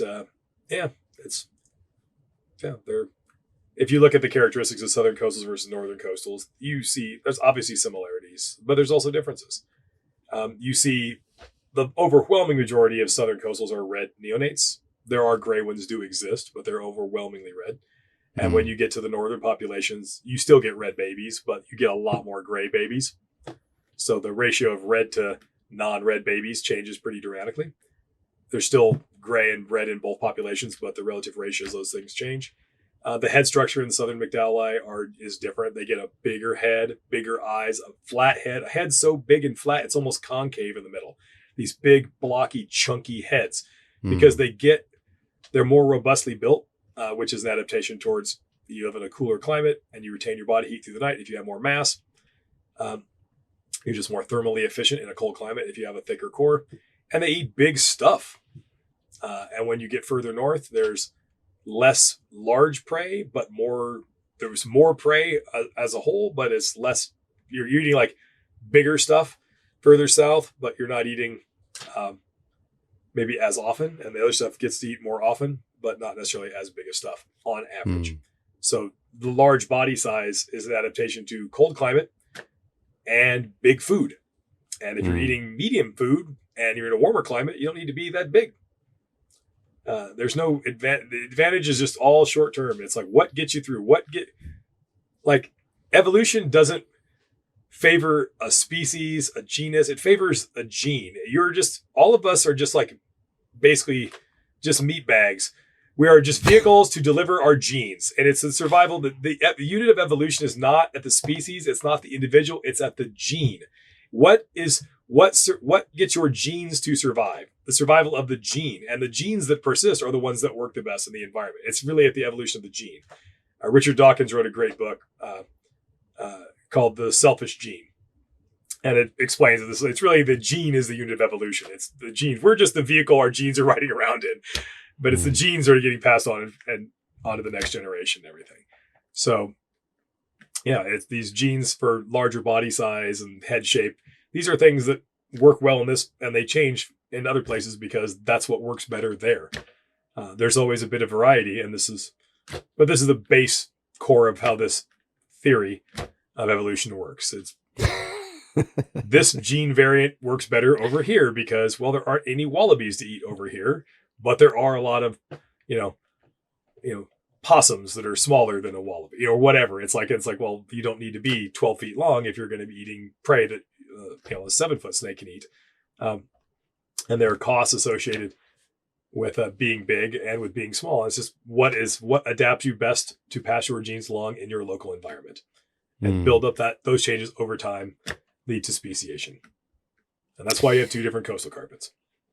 And the real big ones that you see like on the Australian snake catcher, social media pages, what do you think? Are those animals as big as they are because they're just so close to human populations and they're just able to eat a lot? Sometimes they have a lot of the food of those southern guys are what they call possums, and what they're calling a possum and what Americans would call a possum, very different possums. Their possums are like the size of a cat. They're good size. And they eat a lot of brush-tailed possums, like a lot of them. That's a major food source. And it's a big meal. Like our little 6 foot, you got to be a big, stout animal to eat that. But there are a lot of them around, and they eat a lot of those.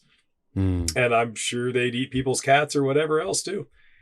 So you grow to this. If there's an abundant species that you can prey upon, you'll get big enough to eat that thing.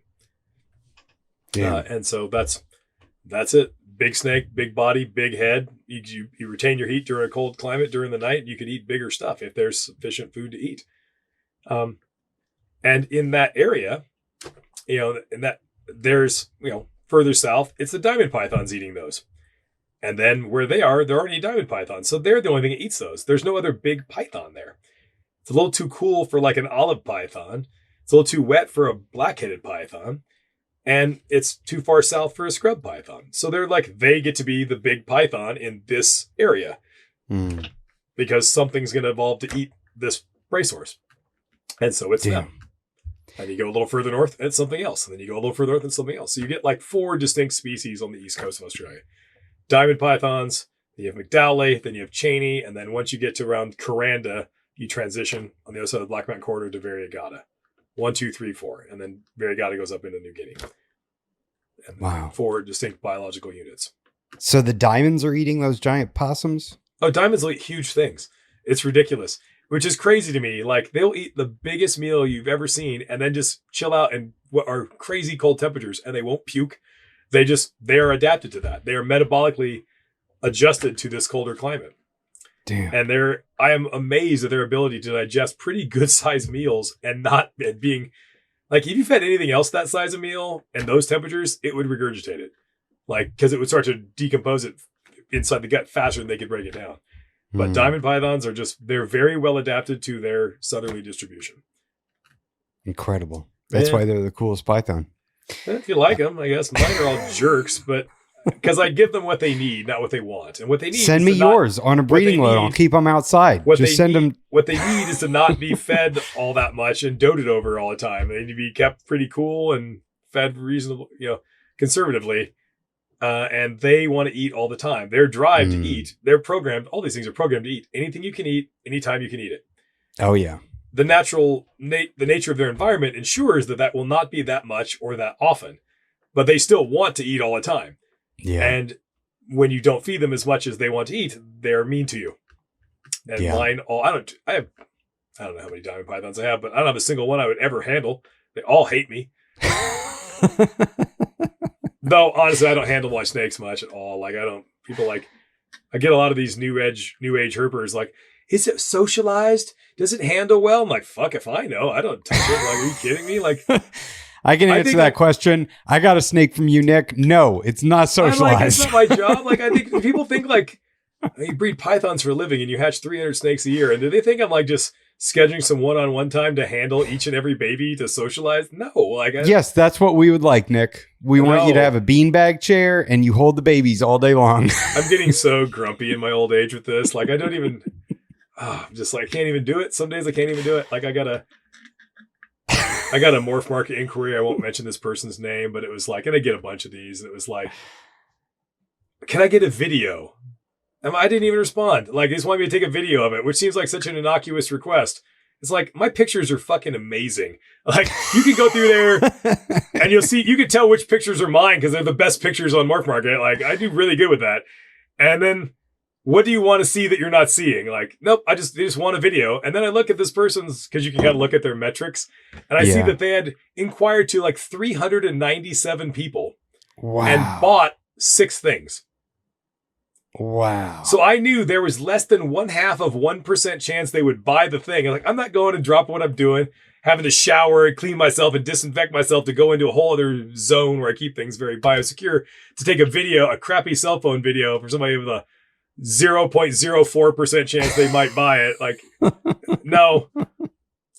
Oh, and then I got the next day. It was like, they sent that to me at like 11 o'clock at night, my time. And then I wake up, they sent me another message like so after I went to bed, they sent me that message. And before I woke up, they sent me another message with just like the 3 question marks, question mark, question mark, question mark. Because I hadn't just dropped what I was doing, what with me being asleep that entire time to take a video. Like, yeah, we'll be not responding to that. But man, here I am rambling on about stuff again. Anyway. Right. Darwin's. Okay. They are, Variegata was named from that region, but you have to take a more expansive view of it. Variegata is a subspecies. It's all of the New Guinea carpets, the Cape York carpets, and the top end carpets, but those populations don't interbreed anymore. And what happens is during peak glaciation at glacial maximum, all of the northern edge of Australia and all of the southern edge of New Guinea is one giant landmass called Sahul. And what is now the Gulf of Carpentaria, that big gulf, is at times a brackish lake or dry land. It doesn't exist. It's a lake, a brackish lake a lot of the time. So when sea level rises at the end of the last glaciation, but at any of them, it rises. As the sea level comes up, eventually that land between New Guinea and Australia floods. And you have this low depression. It's called the Carpentaria Basin, which is what the Gulf of Carpentaria is and why it remains a lake even when they're connected a lot of times.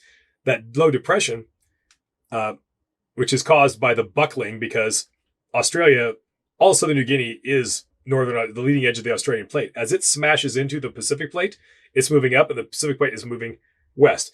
As it smashes into it, it pushes up the highlands of New Guinea at the margin. Those fold up.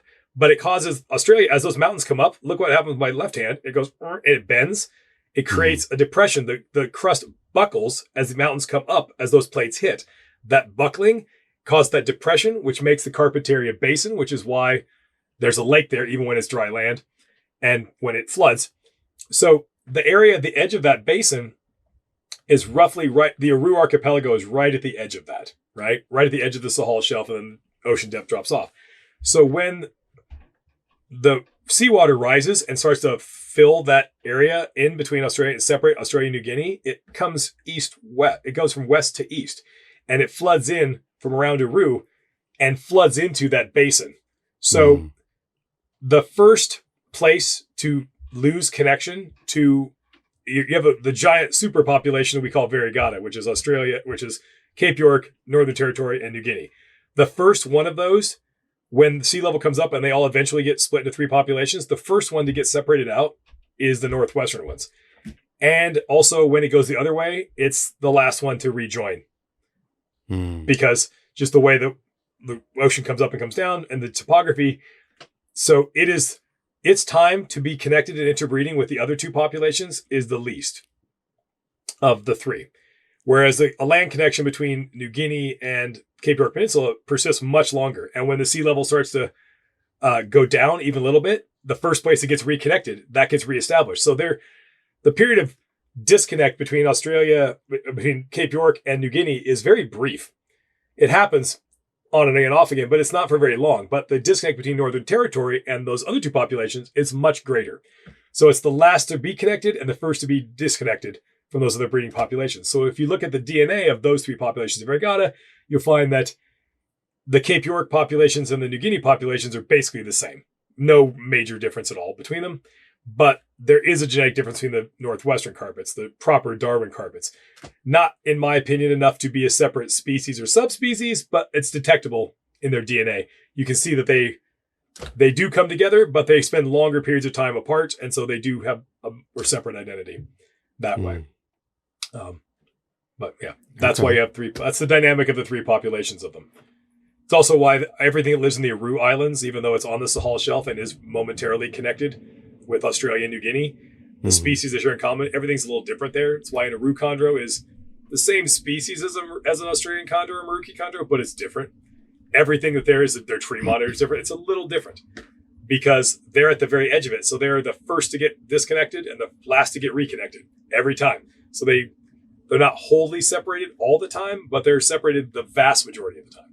And then periodically are allowed to intergress, genes to intergress. So The same thing with the variegata. And that's why you have these three populations that are slightly different. And why the most different one is the Northern Territory, it's the Darwin's proper. Why are they called Darwins? Because did Darwin discover them, or is it just the range? Where they are. When you go there, the only human settlement of any consequence at all is literally the city of Darwin. Okay. They have a huge range, but nobody lives in it. There are tiny little specks of towns, if you will, but it's basically there's one population center. And so they just colloquially become Darwin carpets. Okay. Because that's where the people are. Lineages of animals tend to come from where the people are. Not surprisingly, it's like, why was a diamond python the first python described? Oh, because it's right near Sydney, where the people are. Why do they call these Darwin carpets? Because where the people are.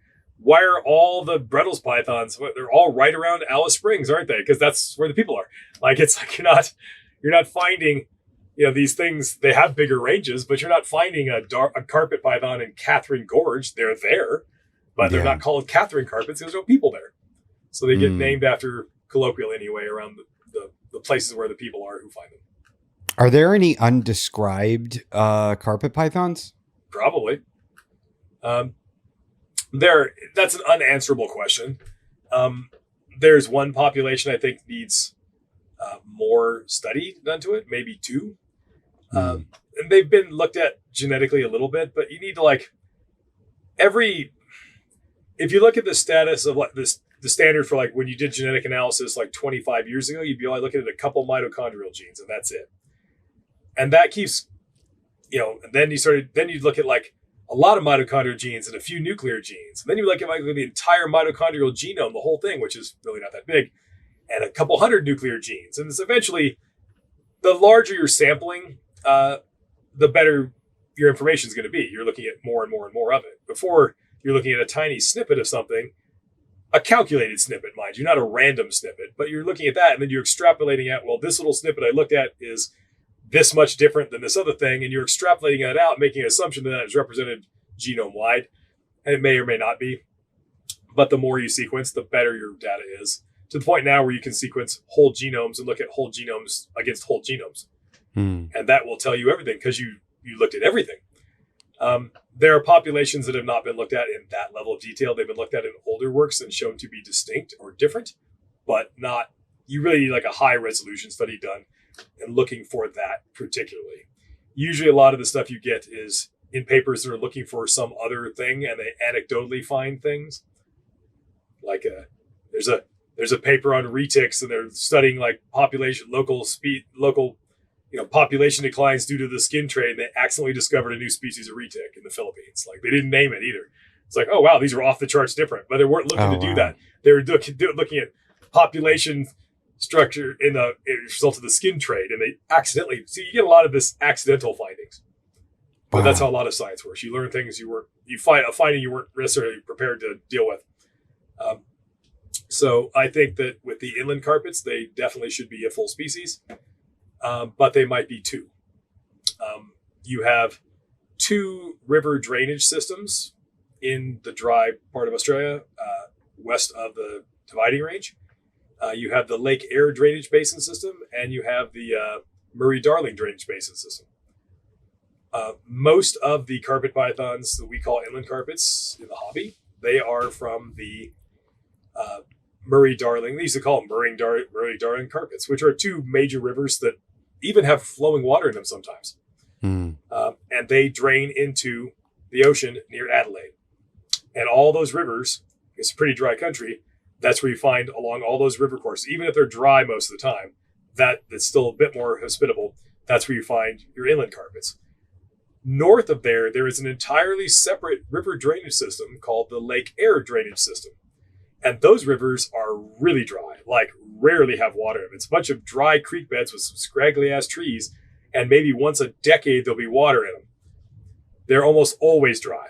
But the water table being what it is, it allows for some tree growth in this really harsh area. And those rivers don't intersect with the Murray-Darling River drainage basin system. They're two separate things.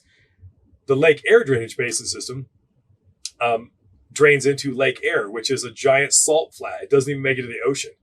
And Lake Air only has water in it like once a decade. There'll be water in it. It just had water in it recently. And it's like, oh, wow, it's a huge deal. This whole ecosystem comes to life around Lake Air, this giant salt flat. It doesn't even make it to the ocean. Those rivers also have carpet pythons at lower densities all along those rivers that almost never have water in them. And they are not the same rivers. They don't intersect with the Murray-Darling Basin. So you basically have like two populations of inland carpety things, one on top of the other. And they're phenotypically a bit different. And they are genetically different. If you look in the second edition of the carpet python book, Justin and I did, you'll see that the range map, we deal with them both in the inland carpet chapter, but if you look at the range map, there's two different shades of blue. They're denoting like this population, it's kind of treated a little bit separately because they may not be the same thing. You might have a situation where you have like Metcalfi is a full species and it does have a subspecies. If you look at the cover of the book, you'll see one of them. That crazy, it looks like an inland carpet that's pink. Yeah. That's a lake. That's one of those northern more deserty Lake Air drainage system carpet pythons. They're obviously most closely allied with the Metcalfi, but they might be worthy of they might be their own subspecies. I think that needs to be looked into by somebody that knows what they're looking at and doesn't have an agenda. And I say that for a reason, but somebody objective who doesn't make stuff up. You're not bitter at all. I'm a bit jaded on this for one particular individual in particular, but who I fear might be doing such a thing, who is not likely to be the best person for the job based on their previous work. But that's a whole other thing. But that is a population worthy of investigation. I think that the I think the Air Peninsula population of imbricata should be looked at more closely in two ways. They are allied with imbricata, but the event that would have split them would have been very, very long time ago. Like you're talking in the Miocene. It would have been an incredibly long time ago. They look like imbricata, but that doesn't mean much. I think that those two disjunct populations of imbricata need to be looked at, not just compared like to other things, but compared rigorously to each other to see how diverse this other population is from the main body of them in Western Australia. And then that Air Peninsula population has a population on the Isle of St. Francis, which is a cold, windswept island with no trees on it. The Antarctic current keeps everything cold, and they have these dwarf carpet pythons that live only on that island.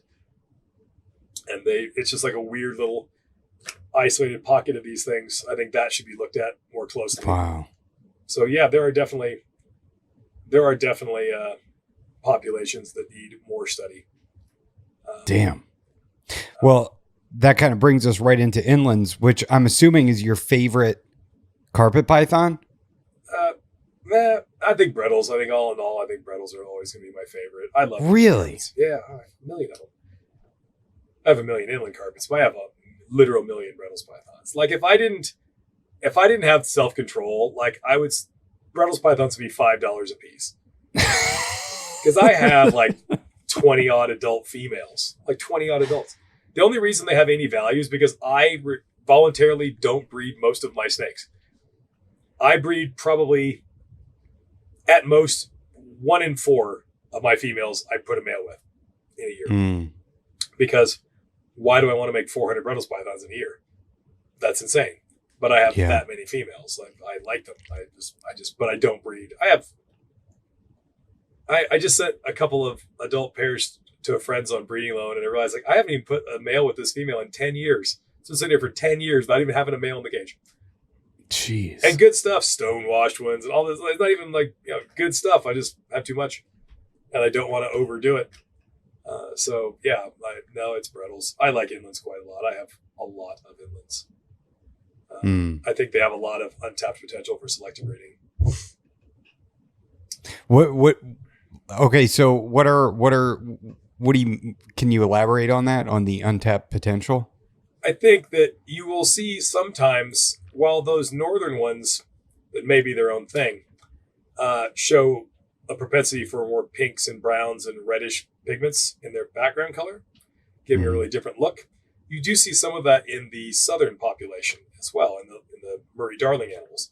And that's just a direction. And also they're blue. They're kind of a weird bluish gray. So you can have if you can selectively breed to make a blue snake, how cool is that? And genetically, it's absolutely within the realm possible to make blue and pink ones. So you make a blue and pink inland carpet, that seems like something worth doing. Wow. They are slower to mature than some of the other things, so it takes longer. They're not as easy to breed. But I've got some pretty spectacular ones.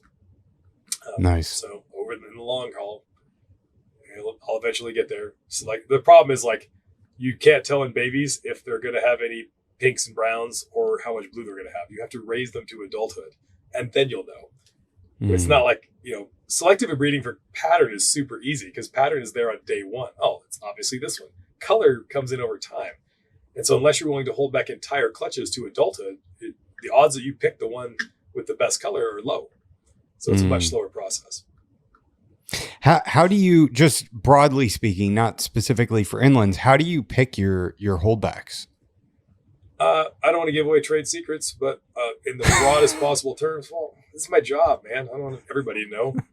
I don't want everybody knowing how I take pictures. I want everybody knowing how I pick what I pick. I got to have some 30 years of doing this. You got to learn something, keep some things to yourself. But Sure. in some instances, there are certain characteristics that I've learned will bode well for eventual coloration, even if there's no color at the time. Certain arrangements of pattern and stuff tend to allow greater potential. And then based on that, and then I will hold back a lot of them. So if I've got my, I don't just hold back a holdback. I hold back at least 4 to 6. Let's see. 2024, I bred my best ever holdback pair of Maug line inland carpets. They are freaking awesome. I kept 6 of them back. So I kept what I hoped to be the best of the best from the best of the best. They will not all be the best of the best. I don't know what their ultimate destiny is, but it's not because if you just keep, I'm going to keep a holdback female, which is what most people do. They breed their best pair and they keep back one female. It's you're never going to get anywhere. Selective breeding, nowhere. You're spinning your wheels and wasting your time. You got to get serious. If you actually care about really doing something, seriously, you have to hold back a lot more than one animal. You know what the odds, if you have your best pair of jungles and you're just going to hold back one female, you know what the odds that the one female, always a female, that you held back is the best one in the clutch? It's basically nil. It's there's 15 babies. You have 1 in 15 shot. It's just that. You're not going to know. I mean, you might pick the coolest pattern. That is obvious. That won't change. Yeah. But the color, you have no idea. But I will do the things that most people, I get ahead by doing the things people are unwilling to do. I made white jungle carpets by keeping whole clutches back for years. Just whole clutches. Oh, there's 10 babies. Okay. Last year I sold 14 ivories. The year before I did the same exact pairing. There were only 10 babies. I have all 10 of them still. I didn't sell. I just hit the entire clutch. I made the entire clutch of 10. It's 6.4. Wow. I don't know if I'll breed all of them. I probably won't, but I know that the absolute best ones in that clutch, I have them because I kept the whole damn clutch. That's how you get, if you want really big, impressive results in a reasonable amount of time, you have to do that. You have to be willing to raise up 15 babies all the way to full grown adults and then be willing to not breed most of them. You have wasted your time and never breed them. I made the world's first hypomelanistic genetic striped Brettles pythons. I had 3.3. The first year I made them, there were 3 pairs of them. I turned down huge money. I kept all 3.3. That was in 2019. That was 7 years ago. And to this day, I have only ever bred one female. Wow. I never even tried to breed the other ones because one female is amazing. And the other ones are like, they are what they are. They're way better looking than a regular genetic stripe ever could possibly be, but they're not as good as that one I only ever bred. I raised 6, bred 1. I just sent Lucas Lee, a female adult, 7-year-old snake. I never put a male with it. Never raised it up for 7 friggin' years. Never paired it because I only bred the best one. You got to be willing. That's how you get somewhere. Otherwise, because your odds, your holdback is, and you know those 6 I held back, they all looked amazing. For the first year, you couldn't tell them apart. They were all absolutely amazing. But one of them was the best one. And I have her. And I think she's grabbed it again. So it's like, that's how you get somewhere with selective breeding. You have to be willing to hold back a shitload, raise things up, never breed them. You're not going to get there by, I keep a pair.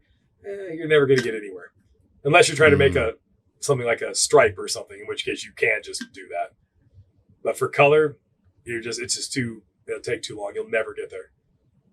So the way you select holdbacks is you just hold everything back when it's that important. Depends on what it is. If it's really important, I'll hold all of it back. Generally, when I make some new thing that hasn't existed before, the first year, I just keep everything. So the first year I made hypo stonewash bredels, there was 5. I still have all 5 of them. Well, no, I gave one to Lucas as an adult years later. I kept all 5 of them. I sold the ones from the next year.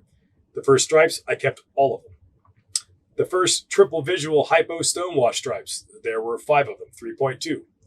Guess who still has all 5 of those? I still have all of them. Yeah. I don't know which ones. They vary a lot. And I don't know what one's going to be the best, but damn it, the very best ones are going to be with me. And then I'll be able to breed the best of the best from the first ever produced, the best ones, and only the best ones. And then you go forward. And that's how you do this stuff seriously. On some level, I guess it sounds cynical, but I'm grateful that most people aren't that hardcore, because then everything would just... I can only operate the level I operate because other people don't do it as seriously as me. If everybody did all the crap I did, which they could totally easily do, then everybody... It's like I'm not doing anything groundbreaking at all. I have never done anything particularly groundbreaking. I am not a particularly good snake breeder, I don't think. There are people I know that are really just intuitively good at this. I'm not one of them. I just don't quit. I just keep going. I never got out of the hobby. I just keep grinding away. And I'm willing to hold back as many as it takes, and I'll get there. Kind of like not by any sort of like innate ability or talent necessarily, but just by, I commit to it, I guess. But I don't think I'm particularly good at it.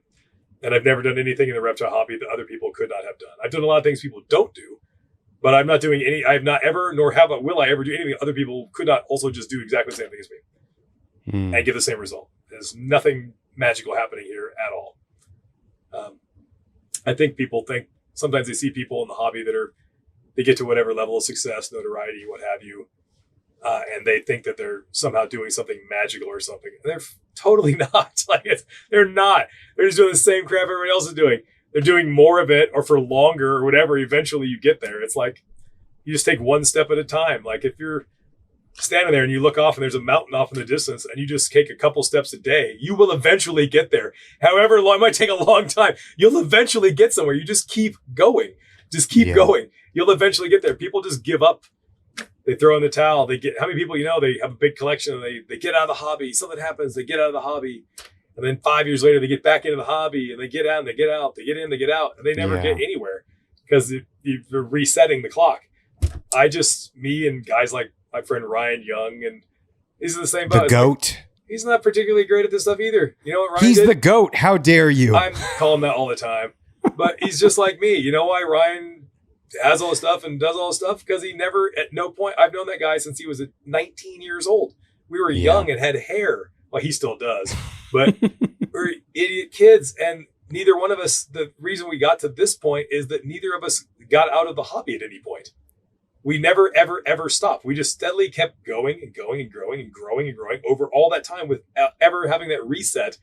And that's just why we are where we are. Just they never had that. It's literally just that. That's the thing. Anybody else that just do this for 30 years and never get out of the hobby ever and just gradually keep working it little by little, slowly, 30 years later, you've traveled a great distance. Yeah. It's just that. It's not magic. It's not rocket scientists, not the smartest guy in the room. It's nothing like that. It's just keep going. Keep going. Don't ever throw in the towel. Don't ever get disparaged and sell your collection. And then 10 years later, restart, because you're starting back where you were 10 years ago. You just got to keep trudging along. And eventually you get to where you're going. It's just that. So don't sell your collection, people. Yeah. Life will kick you in the nuts. We all know it. Happens to all of us. Happens to me a bunch of times. At no point, like, you see people all the time, they go through some major life change. Like, I just can't deal with this. I got to sell my collection. It's like, you kidding? Like, I've had horrible things happen in my life. And that's the only thing that kept me sane. It's like, I'm not letting this go. This is the one thing that makes me happy. Like, I'm not getting rid of this. This is my refuge from all the bullshit that life throws at you. It's like, there have been times I've scaled back a little, but even then, not that much. Like, kind of like, whoa, but never, ever would ever consider getting out of it. It's like, stick with it and you'll get somewhere with anything. How do you think you retain all this information in your head? I'm really good at retaining information if I find it interesting. And if it's not interesting, I'm not so good at it. Like I can tell you all about Miocene aridification of Australia and Sahul and all of this kind of stuff, but I can't remember what side the gas door is on my truck. I've been driving for 5 years. Can't even tell you. I think it might be the driver's side. I could be wrong. Like, I can't remember. It's not interesting enough to remember. I don't. It's only like, so I have a weird sort of where I know a lot about some things and I'm woefully ignorant of other things I'm not interested in. I don't know anything. I'm not, if it's interesting to me, I go down the rabbit hole. I find it, there's no reason to be ignorant now. There's every reason to, any information you want exists and it's readily accessible to you. If you don't know a thing, it's because you don't want to know it or you've chosen not to know it. It's out there if you want to know it. And this stuff I find super fascinating. And it's become my life's work. So I didn't know the word aridification before this conversation.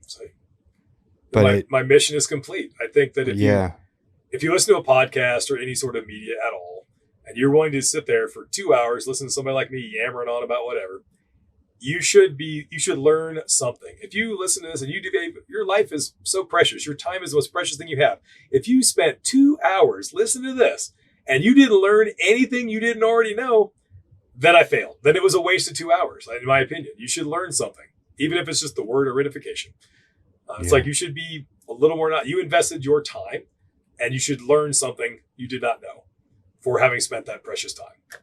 And so I hope that, I do podcasts periodically. I hope that people learn a little something they maybe didn't know or think about something they didn't think about. That's the value of things like this. And I think if there's I don't know. There's too much triviality in our society and not enough there's so many interesting things to talk about. That people don't talk about. So many interesting things. Yeah. And so many people spend all the time with this stupid shit. Like, it doesn't matter. Flat Earth. Why are you making shit up when the reality is so much cooler? Yeah, and every one of them is holding a smartphone that's using GPS that are geostationary satellites around a very, very much spherical planet. I was like, what? Like, I can't with those people. I just like, all right, cool. It's flat Earth. All right. Right on, dude.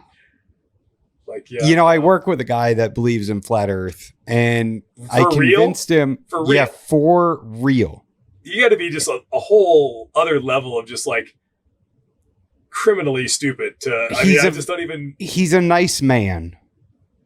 And I thought I had him convinced one day when I told him to focus on one spot on the ceiling and then spin his chair. And I said that one spot signifies the North Star. And I said, as you get closer to the equator, the North Star goes further down towards the horizon until eventually you go into the Southern Hemisphere, then it's gone. Yeah, I wonder why. Right. And he was like, I could tell it kind of blew his mind a little bit. And he was like, well, maybe it's not real. And then 2 weeks later, I hear him arguing in the break room with somebody that the earth is flat. And he's got all these lasers and, things that he heard about on YouTube and that aren't backed up by science. And there's nobody there educated to argue with this individual on YouTube. I did my research. Yeah. I watched a YouTube video on the toilet. Like, that's your research. Like, it's yeah. YouTube. There's a lot of great content on like YouTube. I watch a ton of YouTube, but you have to know something because most of it is just complete and utter It's horseshit. grifting. It's ridiculous. It's like, Yeah. I'm interested in archaeology and ancient history, a huge interest in that. But if you look that up as a topic, it's mostly Graham Hancock, ancient aliens, giants are real. It's mostly just complete and utter horseshit. Like that's 87% of it is utter nonsense. Yep. That people believe. It's like, it's grifting. It's like preying on people that don't have again, it's proof of evolution. It's like, what? There's no predators. People that are so dim-witted as to believe the earth is literally flat, they should have been eaten by a tiger. But they didn't get eaten by a tiger because it's 2026 and because they're protected. We were spared being eaten. We need to bring back predators, and it would just prey on. We would have the average IQ would go up. It's like, oh fuck, you're just too dumb to be alive. Apparently, because there'd be like some of these people who go up and try to pet the saber-toothed tiger or something. It's like, and they're just like, well, your genes will not go any further. Did you socialize my saber-toothed tiger? I was like, to be fair, they weren't tigers. They were macaridontid cats, which is a whole different branch of the felid family that is not related to pantheride cats, which are all living cats. So, oh wow, that's why your Homotherium and your saber-tooths and these kind of things had like a weird build where they had like a short, stubby tail like a bobcat. Their front legs were longer, their back legs, their bones were denser. It's an entire different lineage of big cats that is entirely extinct now. Really? And that's why all cats, your house cat is shockingly closely related to a lion because they're all members of the group of their pantherides. And that's what all the living cats are. But up until very recently, we had this other lineage. And and we had more pantherides too, but you have these other late surviving members of this other radiation of big cats. I didn't know that. Yeah, you had a bunch of those that were around, and then up until very recently, the two most successful cat species in the world are lions and Homotherium, which is this other lineage of cats that's now extinct, which are kind of like a false saber-tooth with pretty big, not quite full-on Smilodon level, but pretty big, oversized canines. But they had global distribution everywhere from northern South America, North America, all of Asia, and like the whole world except Antarctica. They got it everywhere. They're globally distributed, and they're all gone. Also, lions are like that. Africa, Asia, Europe, and North America had lions. Wow. So you had North American cave lions, European. They're just That's massive. wild. Well, you had more big things to eat. You ever watch Professor Dave Explains? He's pretty good. I don't think I have watched that. I will send you one of his videos because he puts out some really cool content on history and things like that. And he's a solid guy. Yeah, I salute He's not a fan of. He's not a fan of Graham Hancock. Oh, it's so insane. And then you get people with the Graham Hancock talking points and just like, shut up. It's always the most self-righteous people who just like pontificating because you're the dummy you're just the mindless sheep who don't really know. It's like, it's always the worst, just the worst. It's like, shut up. Like if any of that was true, you don't think, oh, and the mainstream archaeologists don't want you to know. It's like, why? Yep. They would make their entire career. They would love it if that shit was true because that'd be the best thing ever happened to them to discover that. Like, it's like, what? It's because there's no evidence for it. It's, what is it? We are a species with amnesia. That's what he says. It's not. So my God, profound. because people build pyramids in Mesoamerica and South America and Asia and Africa. It's like, yeah, you want to know why? Hey, you leave out the fact that those pyramids were built thousands of years apart, that the Egyptian pyramids were built, and then 3,000 years go by before any American pyramids get built. You leave that apart, leave that out. Also, it's just this. It's the simplest explanation is always the right one. If you're going to stack rocks and you want to make a tall structure by stacking rocks and you don't have mortar, you inevitably end up with the most stable position to stack rocks in. You end up with a pyramid every time because it's the most stable position. You stack rocks if you don't want your stack of rocks to fall over because there's nothing holding it together.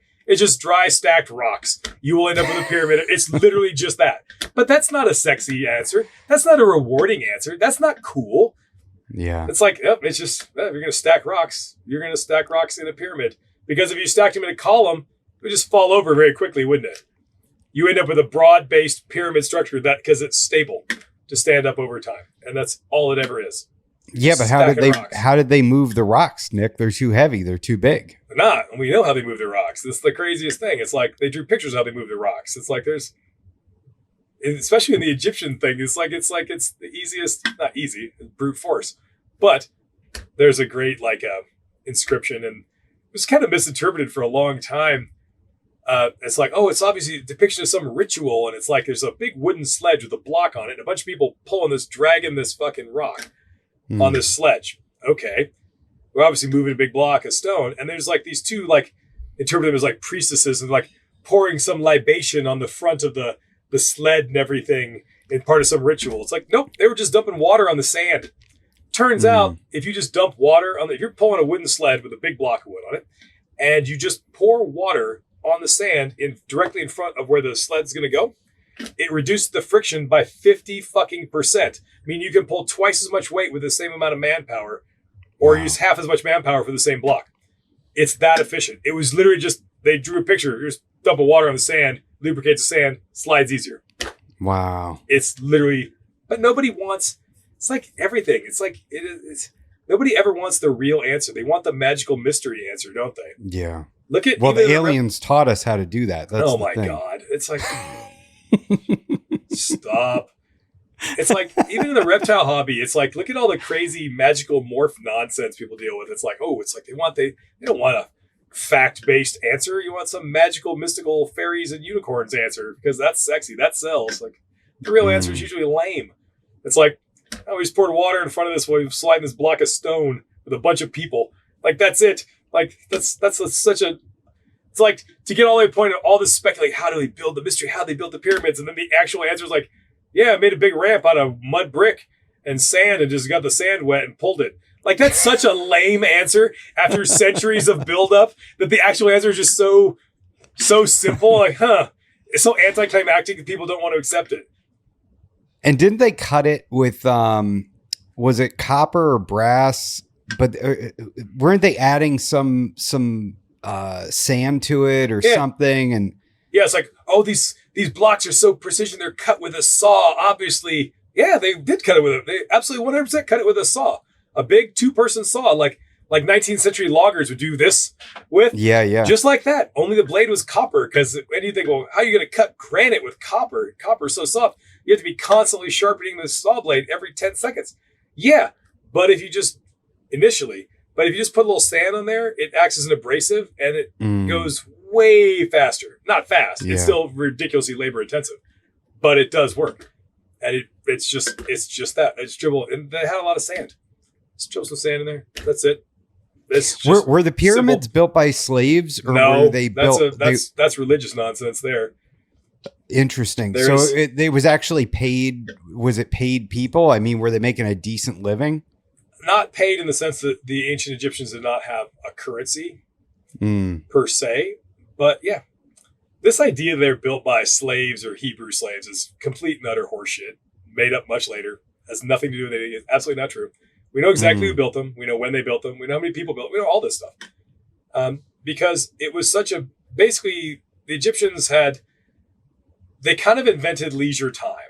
Because the Nile Delta is so fertile, and every year, because it flows from south to north and dumps out in the Mediterranean, every year, nutrient-rich soil from sub-Saharan Africa flows up through the Nile and the Nile floods, deposits a layer of super nutrient-rich silt. And so that Nile Valley farmland was unimaginably fertile, most fertile land, some of the most fertile land ever. It allowed them to grow so much food in their growing season after the floods every year, and also never have to move your crops because every year you got new nutrient soil from down south. So they were able to grow a super abundance of food, which allowed you to do other things, to have specialized labor and people that didn't have to worry about being farmers. Also, you can't farm when the Nile's in flood. So you have a big population, everybody's well fed, and then for a few months of the year, for like 3 months of the year, the Nile's flooded. You can't do any farming anyway. what do you do? National building projects like the pyramids and temple building and all that, because you have an abundance of labor, a surplus of food, and several months where you can't even do anything. Wow. So people worked, and they were paid in bread and beer and food mostly. And it was kind of a point of pride. Everybody wanted to work on the thing that was the big national building project. They were pretty stoked to do it. And we know this because they built at Giza, there is a town that they built just to house the workers who were permanently working on the pyramid. So you'd have like periods of time where you had like a permanent labor force, and then you had a super abundance of labor, and then it would probably drop down like this, but there's always somebody there. And then if you, during the flood season, you'd have a lot of people working, hauling blocks. Damn. And we found the remnants of like their cafeterias basically, and they ate a lot of fish out of the Nile and a lot of beer, bread, and fish. And they fed them cafeteria style, and then went to work.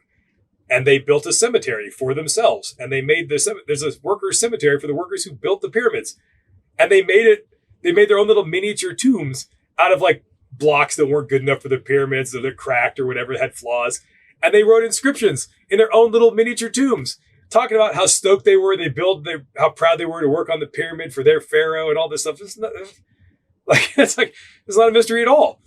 Wow. But this old religious idea that it was, slaves, there is fuck all no evidence of that at all. And lots of evidence to the contrary. So how does it drive you crazy, the amount of knowledge loss that came with the destruction of the Library of Alexandria? Like, could you imagine what would have been there? What we would know right now?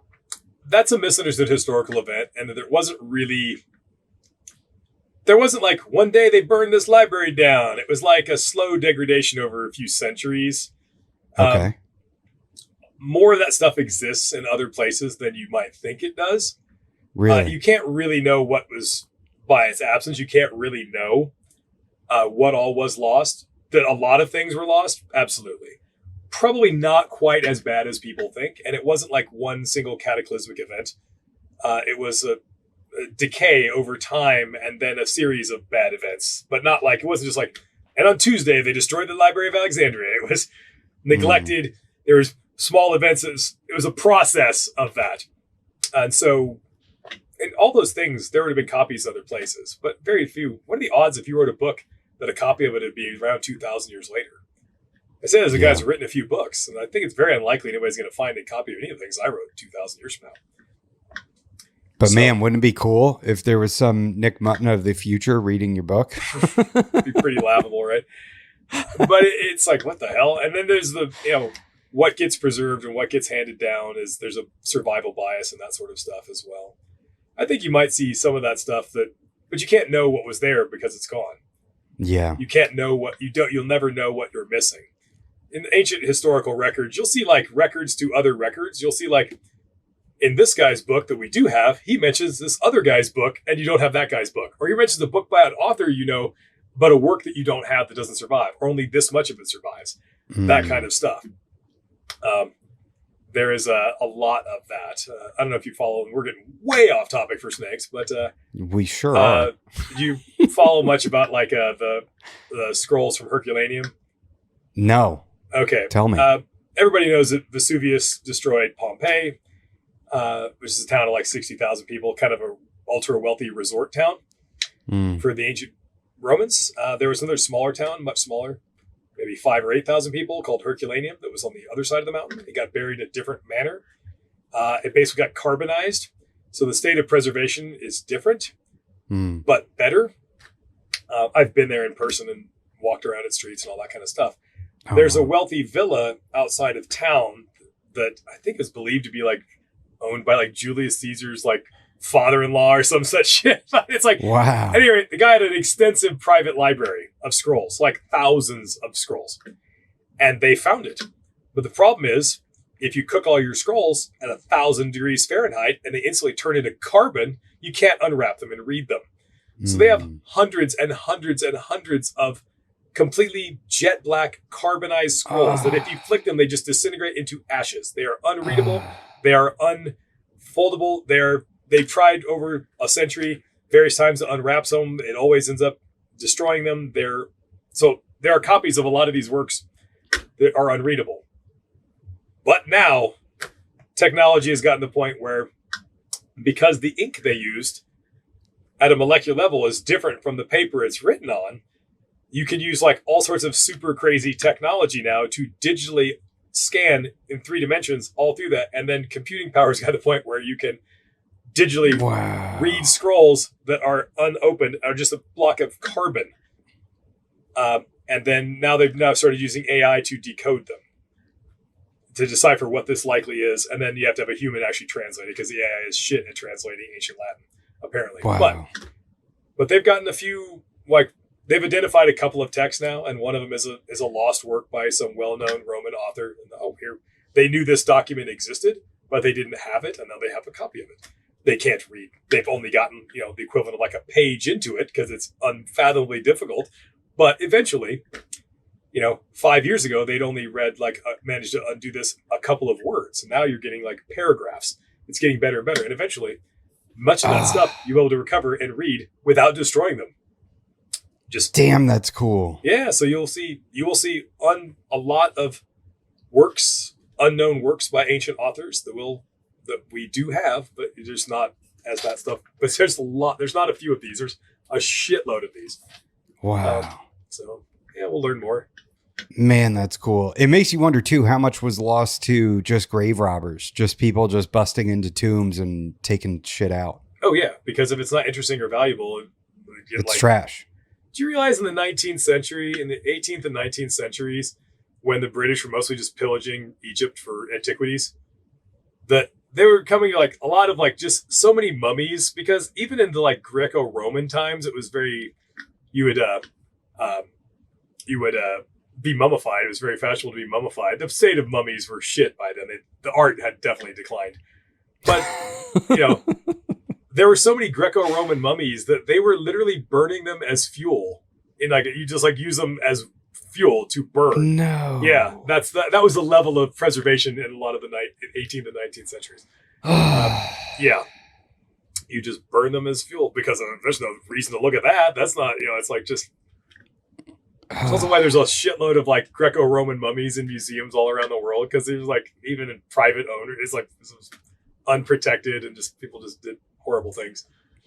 Yeah, the grave robber. God, people are the worst, man. You just go tearing through some tomb or whatever, and you're looking for anything valuable. Anything else, you might just be either going to sell it, burn it, destroy it, trash it, don't care. It's really only been maybe the last like 100 years that people have actually tried to pay attention to that kind of stuff. So, God, that's depressing. Yeah, that's humans. that's what we do. Even like Pompeii, which is still only, there's like 40% of Pompeii is not excavated. It's like it's just buried under 100 feet of pumice. Yeah, and there's houses on top of it, like stuff. It's underneath because they built on top of it. So some of it you'll never excavate. But there's, even when they get there, they find like tunnels that people over the last like 2,000 years have been looting that for literally that entire time. You'll find like tunnels that go through walls, and some of the people just dug down, hit the roof of a house, dug through, like rummaging for things, trashing things. Jeez. And like, that's been a thing for centuries. God. Yeah. Man. So yeah, you got to figure like probably a bunch of gold jewelry. Everything's probably been looted, right? Oh yeah. Yeah. You find little of this stuff. They probably find it. Looters wouldn't have found everything, but you find a lot of stuff. Man. In 2000. All right. Well, all right. So Brettles pythons. Oh my God. Oh yeah. Brettles pythons. The best of all the Moralia.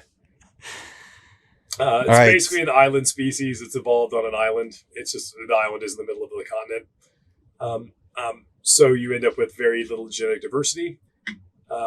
Species that live on islands are super inbred, but generally not problematic. Because what happens when you have an isolated population, everybody's descended from everybody, is one of two things will happen.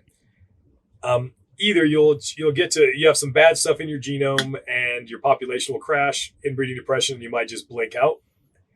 Or there was nothing too terribly bad in there. The population persists, and eventually you go through sort of a genetic purge of deleterious alleles, And you have a population that has no genetic diversity, but doesn't have anything bad in there, and they do just fine. Which is why you can inbreed the crap out of any island species, and you'll never have a problem. You can breed Corn Island boas, brother, sister, ad infinitum forever, and you're not likely to have a problem. Because nature already did that. Anything that was bad in there has already been purged out. But what you don't see is your perception of that is tainted by survival bias. You only see the examples where the purge was successful. You don't see the populations that, okay, if there's boa constrictors on Corn Island, you don't see how many times did boa constrictors make it to Corn Island and the population crashed and went extinct. We know that the last time it survived and they exist and they went through this and there's no genetic diversity, but they're doing fine. You know that happened the last time. You don't know if there were, how many failed populations were there before it didn't work. So it looks like things make it to islands, they inbreed like crazy, and it's never a problem. It probably was a problem a bunch of times. It's just that you don't get to see the living results of the times it failed. You only see the times it worked. Bredl's pythons are like that. They have, I have 4 bloodlines of Bredl's pythons. I had Warren sequence all of them. We did the phylogeny for the book for me. And there is no difference between any of them. They're all ridiculously closely related. Wow. There's no difference. And yet there's no problems at all because they went through this process a long time ago. So you have very low diversity, but also no problems. So that's, and you see that in other things too. You'll see there's probably a point where you have a small population and then you have like some seriously tough times and as a result of all that inbreeding. And then you'll come back out of it. If you last long enough, you'll come back out of it in good shape. So if you wanted to keep like a pure locality, like what is it? Afor's line of Bredl's, if you wanted to keep those and just get a pair of them, you wouldn't run into any issues, right? Yeah. You're incredibly unlikely to. And this is something that people are going to blow up. Oh my God, I can't believe he's advocating for inbreeding. They're going to, because people's perception of inbreeding is mostly a cultural taboo. We think it's yucky. Sure. And we falsely put that on animals. All inbreeding does is it increases the rate of homozygosity throughout your genome. And all that does is if you have a bad, poorly functioning copy of a gene, and then you get 2 copies if you have a bad copy and you have a good copy from your other parent because there's genetic diversity, the good copy can oftentimes pick up the slack for the bad copy and you're doing all right. If both your parents were cousins or brother, sister, and they both had the bad copy and you end up with 2 of the bad copy, then you might have a problem because you might be deficient in that area entirely. And thus you can have a problem. It just increases the probability of that happening. If those genes have been purged from your population over a long period of time and there isn't anything bad, all you're left with, I think it's yucky. That's what it is. And that's mostly what it is. Animals don't care about that, like at all. Why do you think that you never see, the odds of seeing an albino human are so fucking rare, right? Most people have never seen an albino person walking around, right? But every snake you can think of comes in albino. Isn't that funny? How do you think that? And almost all those albinos came out of the wild. Well, you can't have a spontaneous albino because you'd have to have both alleles to mutate at exactly the same time in the same individual in exactly the same way. And that's just incalculably not going to happen. The reason is because snakes are routinely inbreeding in the wild. They don't have big home ranges. And the most likely mate you're going to find is your cousin, your sibling, whatever. And thus they pop out because they don't care. That's why morphs exist, because of inbreeding in the wild, especially the recessive ones, because they do that routinely, and it's not as big of a deal. It's our cultural taboo. We have this like, oh my God, inbreeding is always bad. It's probably less than ideal. A genetically healthy, diverse population is better than one that has little diversity, because if a new pathogen or whatever comes along, if one of you is susceptible, you're probably all susceptible to it because you don't have much genetic diversity. That diversity, insulates you from that sort of thing, and that you lose that in these populations in a lot of ways. But it's fine. You're incredibly unlikely to have an inbreeding problem in an inland carpet or Bredl's python because of that founder effect, it's called, where the initial founding population is very small and they're all descended from a very small number, and there's very, very low sequence divergence between individuals within that species. The the bad stuff has already been purged out for you. It's not really likely to be a problem. That's not the same thing when you get like a large mainland population, like a diamond python with a big range, or a coastal carpet or something, or variegata. Then you have a large distribution and you have a lot of genetic diversity within that population. Then you can, it doesn't necessarily mean you will, but you very well could see problems down the track. But these island populations, and certain times populations can function like islands, even if they're not islands. Anytime you have a population that's like cut off from all gene flow and with a small founding number, and you can end up with that situation. So inlands seem to be one of those, and Brettles definitely are as well. So like Tarahumara mountain boas would probably be in a similar situation, right? Because they're sort of on a... I try not to talk out of my ass, and I'm not totally familiar enough with the Tarahumara distribution and how isolated that is. So I wouldn't want to speak on that because I might be wrong. Okay. If they are completely isolated, a small range restricted thing, and they cannot possibly interbreed with anybody else, then yeah, it's probably the same sort of a thing. You see landlocked island species all the time, or that phenomenon anyway. Islands are just geographically easier to say, oh, it's obviously an island and the reason is obvious, but you can have that situation on a mainland situation as well. In the case of the Brettles, it's like, oh, well, you are in a desert that's surrounded by an even drier desert. You can exist here, but nowhere else around here. It's just way too dry. And so you're stuck. And no other genes can get to you, and you can't get to any other genes in any reasonable way at all. And so those sorts of rules apply, and that affects your inbreeding thing. So inbreeding, I wish the hobby would get this one through their heads. It's not the ideal situation, but it's also not the end of the world. Also, there's a simple fact that with some of this stuff, with like carpet pythons, like, where you just going to hop on down to the genetic diversity store and buy yourself some genetic diversity? It's like, no, you're damned lucky. You have what you have. You can get what you can get at all. Wishing for more is foolish. It's like, you're not going to get a new unrelated line of pure jungle carpets. You're not going to get that. You got what you got. Enjoy what you have for as long as you can. And if in 20 years, all jungle carpets died of inbreeding depression, at least you got to enjoy jungle carpets for 20 years. I mean, it's like, what are you going to do? You wish in one hand and shit in the other and see which fills up. It's like, you're not... Where's this genetic diversity? There's nothing to... Why are you worried about getting a thing you, by definition, cannot get? If you could get it, then get it. And manage it as best you can. 100%. And I do that. I have every bloodline of everything you can possibly fucking have, and have any reasonable confidence that it's pure. I have all of it, and I try to manage it. I don't just breed things willy-nilly. I try to milk it out as long as you possibly can. But that only goes so far. And it's just... Well, I'm not going to breed these because they're related. It's like, well, you're not going to breed anything because everything is related. What are you talking about? Like, every living thing on the earth has a common ancestor. Every python has a common ancestor. Every carpet python has a recent common ancestor. Every jungle carpet has a really recent ancestor. Like, it's like, you're not, there's no such thing as an unrelated thing. It's not. Like, it's all relative. And it's like, do the best. How inbred do you think How inbred do you think the Burmese pythons are in Florida? They have to be severely inbred, right? Probably not as unhealthy as you think. As I recall, those all descended from a population of, well, you don't know how many they descended from. Sure. But it was like the 300 that got released in Hurricane Andrew. But you got to think they didn't all breed, but they were wild caught. So you probably had some genetic diversity in there. How many of them survived and contributed to that population is unknowable. Well, I guess you could know it if you really dug deep into the genomes. You could probably start to figure out, and you can, if you sample enough, you can sort of estimate the effective founding population size of individuals, which is why we know that the Wrangel Island mammoths, the last living woolly mammoths on Earth, started out with like 10 animals. Like, jeez. 10 animals that got stranded there when the ice that they walked on melted. They got stuck there, and those 10 initial animals was 10 breeding animals.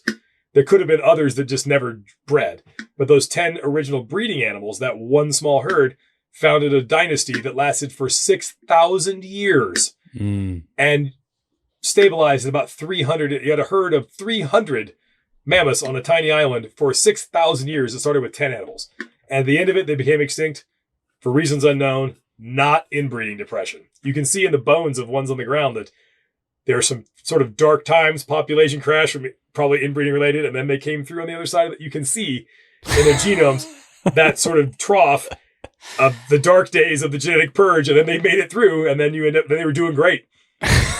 And after 6,000 years, they started to pick up some genetic drift had kicked in. You started to see they were genetically healthier at the end than at the beginning. And then they will extinct. So you can see that. That's a weird example where you can see that whole process of a healthy island population getting established in real time. That's crazy. But then they went extinct for reasons we don't know. The best theory now is that there's only one freshwater source in the entire island. There's like a lake right in the middle of the island. And there's reason to think that lake started to increase in salt content, and the lake became saline, and then they just died of thirst over time. You only have one water source, and then that starts becoming increasingly brackish until it becomes saline, and then you've got no water. That's the prevailing theory. But it wasn't inbreeding oppression, and thankfully for once it wasn't humans. Man. So it's usually us. Yeah. Jeez Louise. Yeah. Hey, don't forget your fidget spinner, buddy. Right? I think it's just the top of this coffee cup. It is. Right? I'm terrible. I'm old. Give me a hard time. All right. Now, what about Papuans or IJs, as some like to call them? Well, those people are wrong, and you shouldn't listen to them. Those people are your friends. They are, and they're wrong, and I tell them that constantly. There's no such place as Irian Jaya. There's no such thing as an Irian Jaya carpet python, because there's no such place as Irian Jaya. At all. Full stop. You should put up a graphic on the show when you air this and just pull up a map of all of New Guinea and show me where the Irian Jaya is. Oh, yeah, you can't, because there's no such fucking place. Like, it's one of those just misnomers that people just refuse. I know it's wrong, but I refuse to change, even though I know I'm wrong. It's like, what? There's no... Indonesia stole Western New Guinea in the 1950s. And the wake of World War II and then Korea, you had two back-to-back world conflicts. The world did not really want a sort of another giant international conflict with Indonesia. Indonesia saw that and thought this would be a good time to steal half of New Guinea. They just annexed it and stole it because it has a bunch of mineral wealth and a bunch of land. So they just took it because they knew that the world was not going to start a war with them to stop them from doing it. Because people were just sick of it. With these two big conflicts, these two international conflicts, back to back. So they took that opportunity to steal Western New Guinea. And early on, they carved up their new stolen land into different provinces. One of them was named Irian Jaya. And the borders of the province of Irian Jaya bounced around quite a bit. It changed, basically, in the 70s, the area where those carpet pythons was the province of Irian Jaya. Then it was West Papua. Then it was West Irian Jaya. Then it was Papua province, which it still is today. The first carpet pythons got imported in like 1995. So Irian Jaya didn't even exist in 1995. Basically, the first carpet pythons got imported in the United States from the Indonesian side of New Guinea. So where'd these come from? They looked at an old, incorrect, out-of-date map. Oh, they came from Irian Jaya. And then you're stuck with Irian Jaya. It was never the right name. The vast majority of carpet pythons in New Guinea are not from that area. They are from the Papua side of the island. The entire island is called Papua. The people on both sides are ethnically Papuan. The imaginary line in the middle is the only thing that divides them. And there's a little tiny bit of that population that's on the Irian Jaya, on the New Guinea, on the Indonesian side. Vast majority of carpet pythons are on the Papua side. They're Papuan carpets. The island is Papua. The people are Papuans. They are from Papua province on the island of Papua, surrounded by Papuan people. This Irian Jaya thing was a momentary name on some bureaucrat's map that was never valid. It regards these things, but it sticks, and people just like, I cringe. Oh, Irian Jaya. It's like, there's no such place. There's no such thing. There never was. Why do you think Stephen Katz loves IJs so much? I don't know. I just bust his balls about it constantly. I don't understand. I saw him just a couple of weeks ago in person. I hadn't seen him in probably a decade since I took him to Australia and went up the Cape York Peninsula looking for carpet pythons and stuff. And like, I don't know, wrong. It's not a thing. It's not that hard to be right. It's like the people in the hobby that keep using the term codom. It's no such thing. It's codom. It's not a thing. It's wrong. Yeah. It's not that hard to be right. Why should we be trying to be more accurate and more right? Right? You know, What is a more hold accurate up as like term? wave your flag and I'm proud to be wrong about stuff. Like, why would you do that? Like, why is that a hill to die on? Like, I don't understand. Shouldn't you want to be more correct in how you? What could you say instead of super that would be more correct? Literally anything. I think the academic world would just fucking laugh at us. It's a super. Yeah. Super. That's some Kevin McCurley nonsense from 20 years ago. For the record, he also at one point he bred super pastel to super pastel, and he called the babies, I'm not shitting you, super dupers. True story. Might deny it now, but I was there. I'm an old dude. I remember shit, and that was ridiculous. Super duper. Yeah. Yeah. True. Absolute insanity. There is only heterozygous and homozygous. That is all there is. Okay. Whether or not you can visually tell if something's heterozygous or not is irrelevant. It's heterozygous. And the other thing, those same people, the codon people's like, oh, that's just for, they'll refer to things as het traits, or that only refers to recessives. Like, no, it doesn't. It's like, it is not, we're talking like, we're not even, this is like a remedial genetics for dummies. This is not difficult stuff. Like, it's not that hard to understand. 1 copy, heterozygous, 2 copies, homozygous. Those homo means same, hetero means different. Apply that to anything. Why do you think human beings are Homo sapiens? Which means same man. Sapiens means man. Homo means same. So the genus Homo means same as us. That's what that means. That's why that's what it means. It's like, meaning you have, at the genetic level, homozygous means you have 2 of the same. If you are heterozygous, means you have 2 different ones. They are different. You have, it's not hard at all. Super Homo sapien. I'm just like, what?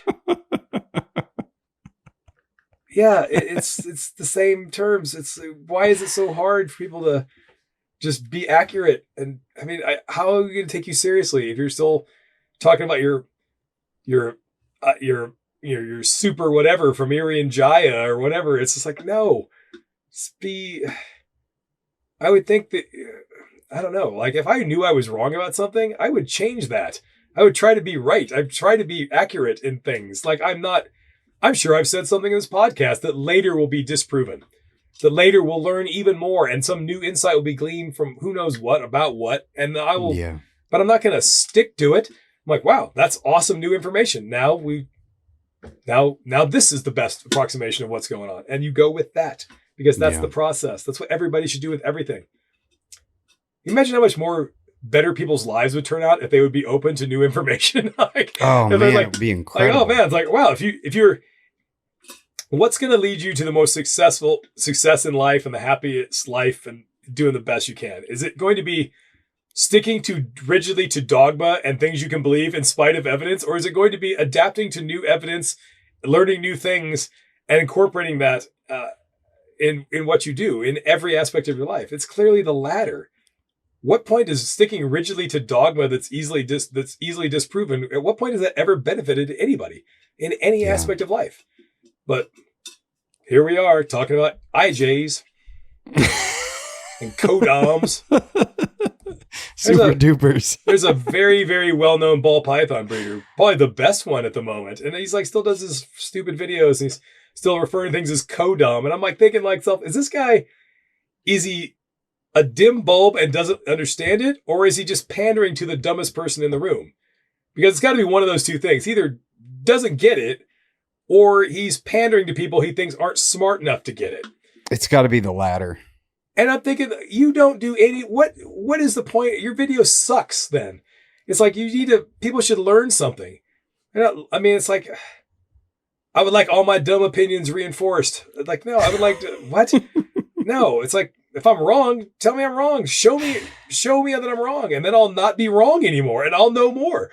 And I'll be better off for it. It's like, you should always challenge the listener or the reader or whatever to go outside of their dogma and what they already believe and look at other things from other perspectives. That's the point. Otherwise, what's the point of any of it? Yeah. If you don't learn anything, if you're not learning anything, what is the point? Why we're listen at to, the why we're listen at to this the podcast? we're at the Nick offends everyone portion of this podcast. And now vaccines. Oh my God. All right. That came up in my personal life recently, the vaccine thing. Not like one person removed. And it's like, I just shake my head. It's like, wow, that's a really convenient position for somebody to have who didn't die of polio. It's like a bunch of anti-vaxxers who did not contract polio. It's like, shut up. I knew I could get you going. God damn it. It's like, what are you doing? Just because you don't understand a thing doesn't mean it's a conspiracy. It's like, you know what you could do? It's pretty simple. You could just learn about that thing and then you wouldn't have to be a dummy. You could just, so I know a guy. Easy cure for ignorance. It's called knowledge. It's readily available. You could just learn about something and then you would know that thing and you wouldn't have to be ignorant of it. It's super easy. It works every time. Yeah, but what are you going to do? Trust doctors, Nick? Right? What are you going to do? It's like part of it. They're in a conspiracy. They're like, what? Yeah, 97% of them agree on this one thing. I'm going to go with the 3%. Good luck with that if you get cancer and you decide to go in that direction. Yeah, no, it's again, we need to bring back predators. Well, what's a more perfect predator than viruses? We're going to be our own predators. It's like our own we're dying from our own just rank stupidity. It's like we're just too dumb to go on. Cause of death, stupidity. It is. It's death by stupid. Like if you're going to die of preventable diseases, or worse yet, your kids are going to die of preventable diseases because you're too dumb to understand how vaccine works. All your vaccine does is do what your body does, only without you having to get sick. Yeah. What does your body do? You're exposed to whatever pathogen. Your body develops an immune response to that pathogen so it doesn't kill you the next time if you ever encounter it again. All the vaccine's doing is tripping that same natural mechanism in your body so your body will build. You're not taking antibodies. You're inducing your body to make antibodies to make you resistant to something. You're just shortcutting the system where you skip the step where you had to get sick. Yeah. It's like you're just using your body's own innate system to your best advantage. It's the thimerosal. That's the problem. The thimerosal, the mercury, you know? Yeah, the mercury they don't put in vaccines anymore? Well, yeah, but that's only for the past quarter century. Yeah, it's only for, right? Like, oh my God. And it all goes back to like the single most destructive peer-reviewed paper that probably ever got published was that one. Yeah. It's like they literally only took it out because people were upset about it. You literally have like one paper shows a correlation between a vaccine and autism. One incredibly flawed paper. Yeah. That ultimately just ruined the careers of the people that wrote it. The journal that published it retracted it, which never fucking happens. And hundreds and hundreds of other papers have been written examining this. All of them refuting that this was bad science. This isn't true. This doesn't show up, has never been replicated in anybody else's work. But that one paper, and people, nope, it's not the 200 written on the subject since then that showed that was nonsense. But that one, that's the one that was real. It's like you can't save everybody from themselves. So if the thimerosal has been removed, how are vaccines still causing autism for the last 25 years? Oh my God. I have people in my family that it's like, it's just, you wouldn't believe like, oh, it changes the COVID vaccine. It changes your DNA. It's like, what? Are you insane? Do you even know what DNA is? What are you even talking about? You don't even know. You have no idea what you just heard somebody on the internet say that. That is not how anything works at all. How anything works at all. Like it's no. It's here in Florida, we have the religious exemption. So I know guys that have teenagers that are completely 100% unvaccinated against all things because of religious exemption. It's pretty interesting. Well, again, I fall back to like, we're just fucking be too dumb to survive. It's like, you're going to see a return of smallpox or something we've eradicated, and it's going to wipe out a bunch of these people, and their genes won't go any further. Yeah. It's like, what do you, it's like the greatest scientific breakthroughs of all time is vaccination. You know, people have not died of polio and smallpox and all this stuff that we've just eradicated. Yeah. It's just, now we're like too dumb to realize it. Where were all the anti-vaxxers when polio was a thing? Yeah, there weren't any, were there? Like, oh shit, this is amazing. Like, yeah. Only now, in hindsight, we got rid of the ones that really killed a lot of people. And those things are basically gone now. And then we have the luxury of sitting here and, being science deniers. It's like the irony of some dumbass on the internet doing some stupid toilet bowl based internet YouTube research on his fucking smartphone and then using that information to try to discredit science. Like, where the hell did you get the smartphone from? You are sitting here with a handheld supercomputer from your toilet that's bouncing signals off a tower, shooting them into space in a geosynchronous satellite to communicate with other dumbasses on their toilets in other parts of the world. All that was brought to you by science, and you're using all that crazy science to somehow discredit science. Who gave you the smartphone? Who developed that? Was it, it was science. Shut up. Just shut up and quit talking. Like, I'm just so over dummies. You know what? And if anybody's listening, they just stop listening to me. I don't care. Then, there's going to be angry comments for sure. If you think I'm talking about you, I probably am. I'm sorry. Like like, oh my God, does science get things wrong? Yeah, all the time. Science never claims to get things right, ever. That's not how science works. But it's basically the best thing we ever came up with. It's like, okay, let's say you had a hypothetical vaccine. Let's say a vaccine would kill 1 in 1,000 people that took the vaccine. Oh my God. And let's say it doesn't, but let's say it did. It literally killed 1 in 1,000 people who took the vaccine. But your odds of contracting the thing that the vaccine was for would kill 1 in 100 people. You're still 10 times better off with the vaccine than with not the vaccine, aren't you? Ultimately, it's a mathematical equation, isn't it? If you say if you're vastly safer because of it, then it sucks for the 1 in 1,000, doesn't it? But it's still mathematically, you're way better off.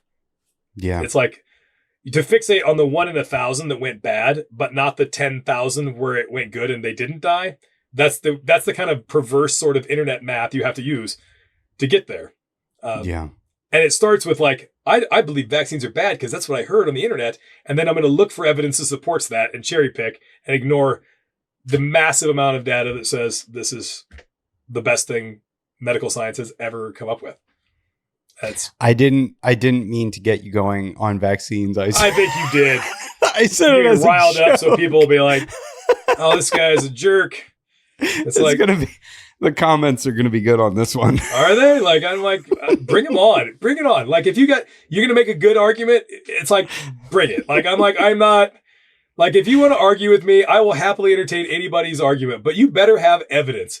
I don't want supposition. I don't want your opinion. I read it on a Reddit page. I don't care about any of that. You want evidence? Bring the evidence. If you've got your A game, your evidence, you don't, because you won't find the evidence that would meet that does not exist. You can't match evidence for evidence because that evidence conveniently doesn't exist. So I don't make opinions based on how I feel or what I think. It's evidence. Opinions be based on evidence. What does the evidence say? The evidence is pretty resoundingly clear for a long time. About 75 years, in fact, on this one. Hell yeah, man. Yeah. It's like, this is just nuts. Like, I love how now in the hindsight, like, everything is because of the COVID vaccine. Like, it's like, it doesn't matter. I got hemorrhoids because of that whole COVID vaccine. Doesn't matter what it is. Like, shut up. Just shut up. Just because you don't know what mRNA vaccines are or how they work doesn't mean it gave you your hemorrhoids or whatever. It's like, it's just, God, everything is about that. Those people, yeah. Hey, what do you know about dinosaur soft tissue that's been found? Yeah, isn't that cool? Yeah, like how does that work? Because it almost never does work. It's not really like, oh, look, there's a juicy T-bone steak in there. It's like very at the microscopic level, some like slightly preserved bits of soft tissue. But how that works, I don't know that we even understand how that works necessarily. Yeah. I know there's a certain faction of people who are going to try to use that as an argument that the Earth is 6,000 years old. Some young Earth creationists are going to latch onto that nonsense or something. Yeah, I think I think that's how that came up in my algorithm was sort of a debate, nonsense. because carbon-14's gone after what, 50,000 years? Yeah. More or less. Yeah. They're different with carbon-14. There's different environmental parameters can kind of like shorten or, sometimes a little less, sometimes a little more, depending on extraneous factors. But generally, that's about it. Yeah. Certainly nothing that's going to be, it's only very recent things that carbon dating is in use. There are other.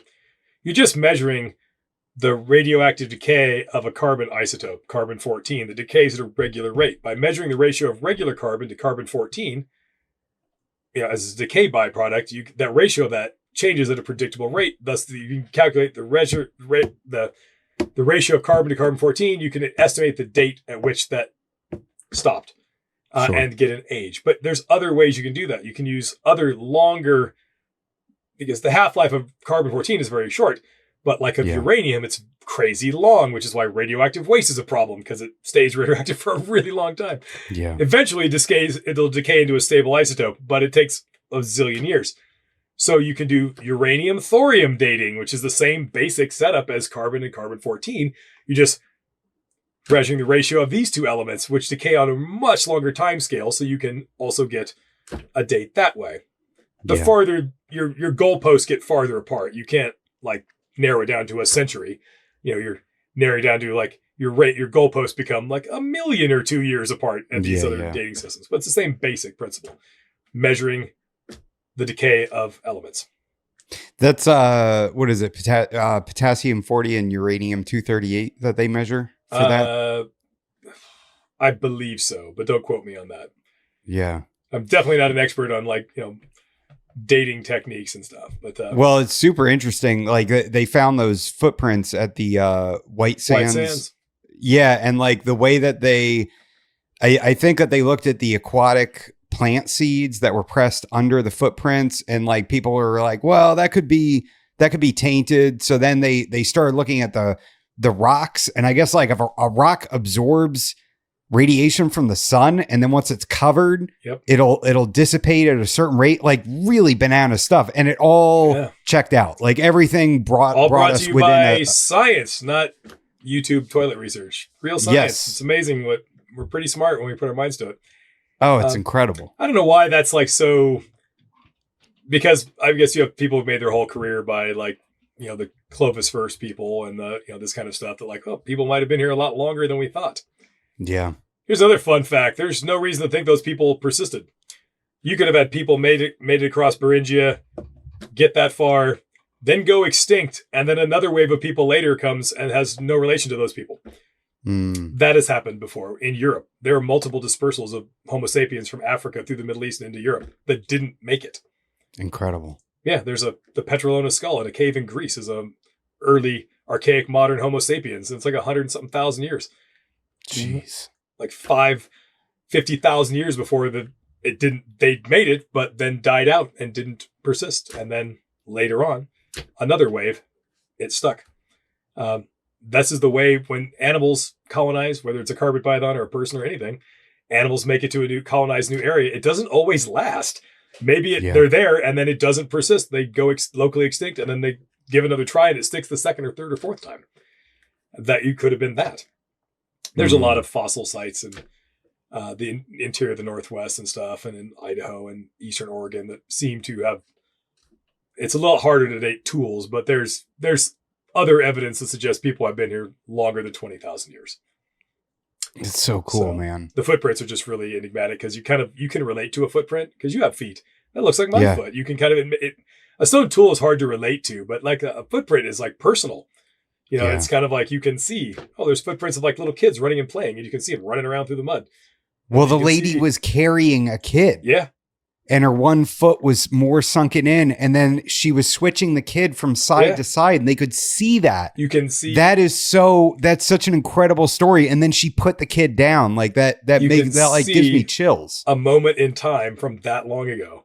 It's the way a chipped rock, a stone tool, that's cool. There's information there, but it's not that kind of information. So it's super cool. It's super so cool. Crazy. Yeah, but if you believe in science, it is. You believe in those scientists just trying to tell you a story, right? Well, the last that same museum that we went to that had the manatee skeleton, they have a bunch of arrowheads, and I think they went all the way back to 10 or 12,000 years old. And they also had bones that were butchered, and you could see the I don't know what you'd call it, butchery marks but you like, it was obvious. And like, you're sitting there and you're staring at it, and it's just so hard to comprehend the span of time between that moment in time and me standing there observing it. Yeah. And if you go to Europe and other places, that can be extended to a couple million years.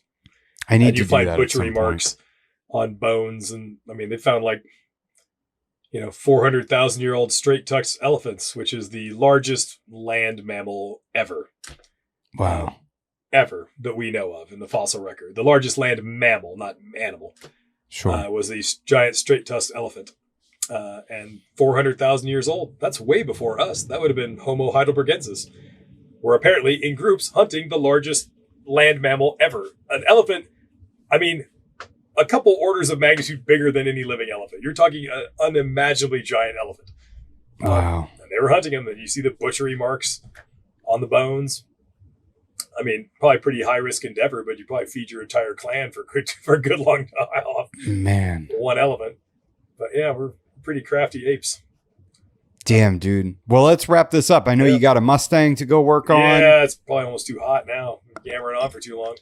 Well, we didn't even. I think the only one we didn't cover was Imbricata. That's a weird one. I mean, they are the first to really get isolated from the rest because they're just the coast of Western Australia. There are things we don't really know. How far north do they actually go? And the variegata, Darwins, and the Kimberley, there are some there. How far south down the Kimberley coast do variegata go, and how far north do they ever meet each other? The Imbricata get up there a ways, and there was a Darwin found on the Dampier Peninsula near Broome, which is pretty far south. That was a range extension, but there's still a gap where the northernmost Imbricata is and the southernmost Darwin carpet is, and there's still a gap in the middle there where there might be carpet pythons. Do they even interbreed? Don't know. There's just no people there. It's just a very uninhabited place. And you can have things avoid detection for a long time if they're living in very marginal habitats, they have very low local population density, and then almost no human population. You need to find one, and it would have to be a person that recognizes that is significant. Well, indigenous people would know if they're there, but it's just a snake probably. They're not the particulars are not going to be important. So it's, there's an unanswered question as to what's going on in that area with Imbricata. One cool thing about Imbricata, off the western coast, there's an island called Garden Island. It's mostly just a big, it's mostly off limits to, there's nobody lives there, but there is an Australian naval base at one tip of it. And Garden Island has a distinct population of Imbricata that has, Imbricata are very sexually size dimorphic more than any of the other carpets. Females are average larger than males by a fair bit. And on Garden Island, there is very little to eat. So you basically have mice and wallabies and not much in the middle, really. So you have the largest sexual size dimorphism of any known vertebrate is Imbricata on Garden Island, where the males really are 200, 300 gram snakes, little tiny worms, bigger as your thumb, these little tiny things. And the females can get 7 feet long and are huge. Jeez. Because they get big enough to eat the big prey animal, and the males just never do. So they only eat mice and that kind of stuff. And so you have a concept called biological niche partitioning. When two different species of similar thing live in the same place, they will live different lifestyles to avoid competing directly. Which is why where you find dwarf Burmese pythons, you also find retics. So when the Burms got there later, the retics were already there. So the big giant python job eating big stuff was already taken. So the Burms got small to eat, live on the ground and eat small stuff. So they don't compete. Yeah. That's how they can coexist. Because they're doing different things, even though they're living in the same place. This is a weird one where those Garden Island Imbricata, you have biological niche partitioning occurring within one species. Wow. Where the males only eat the small stuff, the females only eat the big stuff, and they avoid competing with each other for the scarce large prey resources. Wow. So they avoid competing for resources among themselves that way. So you have these tiny little, scrawny, tiny little males, these giant females on just the Garden Island pod. They're size dimorphic in other parts of the range, but that's the most exaggerated version of that. And that's on Garden Island. Can you herp there? I don't know. I've seen a lot of. You must be able to because I've seen numerous pictures of people have taken of them. Wow. Published pictures of them. So you must be able to get out there, but I don't think they're allowed. I don't think you're allowed to live out there or anything. It's not far from Perth. It's just right out the way. It's not far. Yeah, I was just looking at a picture of it. It's not far at all. Yeah, there are island populations of a lot of carpets and stuff, but that one is, kind of unique in that you've got, that one in the Isle of St. Francis or in Bracada too, where you got the little dwarf ones. But that's the polar opposite end of the distribution. But yeah, it's interesting that's evolution doesn't even. It obviously works between animals, between species, but it can even work between members of the same species. Like, right, you stay super tiny and eat these little mice, and you get big and eat these wallabies, and then, that's how it works. So, that's crazy. Yeah. Well, Nick, it's always a pleasure. How come you didn't produce a lot of carpet pythons this year? I'm terrible at my job. Probably spent too much time. I gotta be honest, I'll just admit the uncomfortable truth of the matter. I kind of half-assed it this year. I did. Sometimes everybody has those periods where you're really on top of your game. And if you're on top of your game, you'll do really well. And sometimes everybody listening to this has phoned it in at their job before, haven't they? We've all done it. Yeah, there's those periods I'm just kind of phoning it in and coasting here. I coasted this year and it bit me in the ass. I was not as on top of things, busy with other things. And I still will hatch a shitload of snakes. And it's not like I'm not going to hatch any eggs or anything. I'll have lots of babies, but I did worse on carpets. I think I was half-assing it. I had some supply chain issues on rats. So you don't feed them enough and they don't lay eggs, or they don't lay as many eggs. You get food calories in results in eggs coming out. And if you kind of slack off on that too much, you end up with your number of clutches and the size of those clutches. A lot of it's kind of suffered. A lot of small clutches and weak clutches. And it's my own fault. I wasn't as on top of my game. It's I really need to order rats. I need to find a new rat supplier. And then you just kind of procrastinate it and months go by. Well, those are the months I should have been feeding stuff. I should have just bought the bullet and spent the money and bought the rats, and instead of kicking the can down for weeks at a time and that sort of thing. And then you end up with a bad yield. Mice and smaller stuff, I had a ton frozen. So my Antaresia, crazy. We got 21 clutches of them. Wow. Yeah, it's terrible. I don't know why I'm doing this to myself at all. I'm literally on track. I just got 6 Perthensis eggs.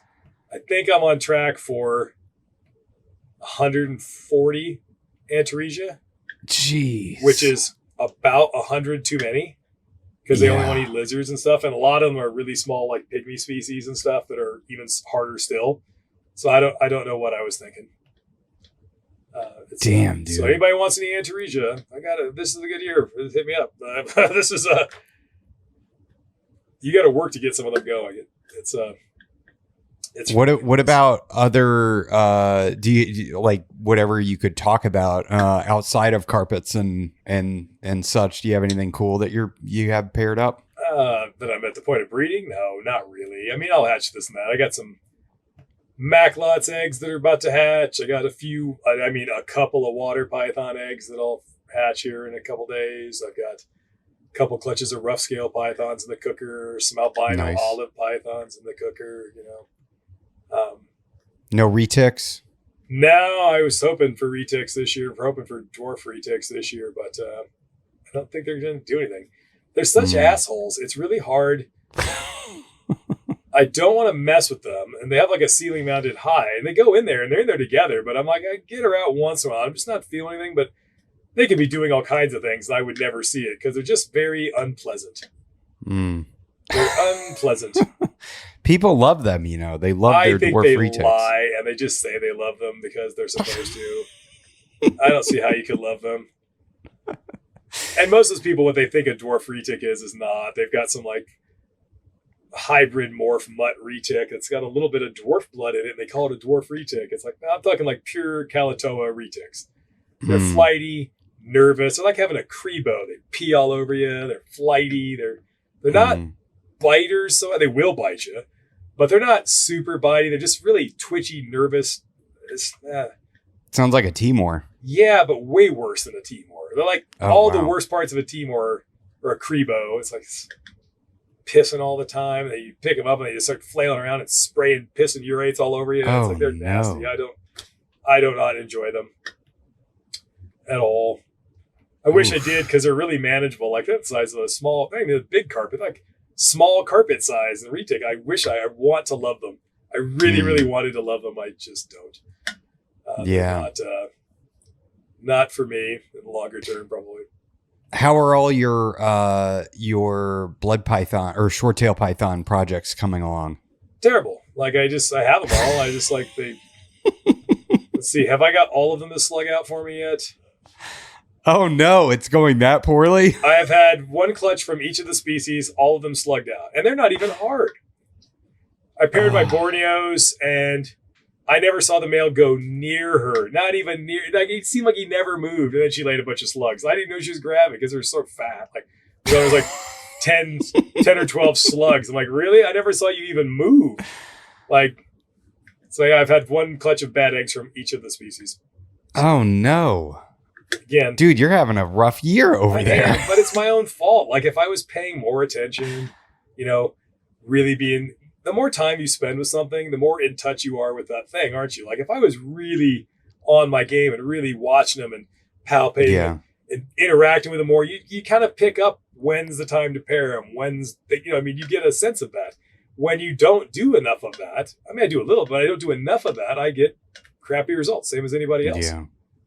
Is it the Mustang or the girlfriend or the travel? It's cars. I mean, it's so many fucking cars.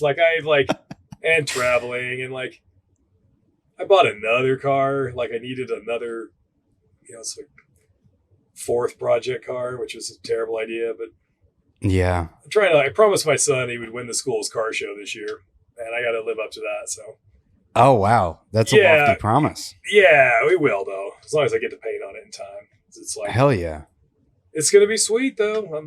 I've gone too far with all the custom hand-laid carbon fiber panels and stuff. Is a bit much for a 17-year-old's first car, probably.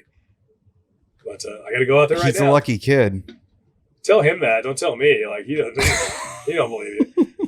I'm telling you. But yeah, I got to start painting pieces of the car, like, maybe even tomorrow. I might paint the engine bay tomorrow. Oh, man. There's just so many. And the car has like 2 trunk lids, 3 hoods. It's got extra parts. So like the winter hood and the summer hood, the winter trunk and the summer trunk, the side skirt, the winter bumper, the winter spoiler. It's like that's scraping snow off a full handmade carbon fiber trunk lid. Are you kidding me? Put a steel one on there. I'll paint to match. I'm like, it'll look good, but it won't be. So, damn, I wish I had your painting skills. I wish I could. That's something that you just have to pick it up through like repetition. I'm not the greatest painter. I am learning to be a better painter. Like body work, I got the composite work, I got that. The actual putting the finish on, I fuck that up all the time. Yeah. So it's like, oh great, looks like I'll be sanding and spot painting this, and you go back and fix it, and you go back and fix it, and you go back and fix it, and it's like it's. But today, I think I need to do the mock-up for the side scoop fender flare wide body setup. I'm making integrated side scoops that will integrate into the fiberglass fender flares for the wide body for the rear, all in one piece. Nice. Because they want like $300 for them, and they're just shitty pieces of plastic. It's like, well, I can just make it a one-piece thing out of this build up here, do it in fiberglass, and save the kids some money. Hell yeah! But yeah, so. Yeah, I just dumped way too much money into motorcycles. It's all. I think everybody needs a hole in the ground to throw money into. You need to have a passion. Yeah. And you got to pursue that. Otherwise, what's the point of being alive? Got to have something you get excited about, something you like daydream about when you're falling asleep, thinking about all the cool things. You got to have something like that in your life. Yeah. And my thing became my job. And I still love that, but it's like I needed another thing that wasn't. I needed an escape from my job.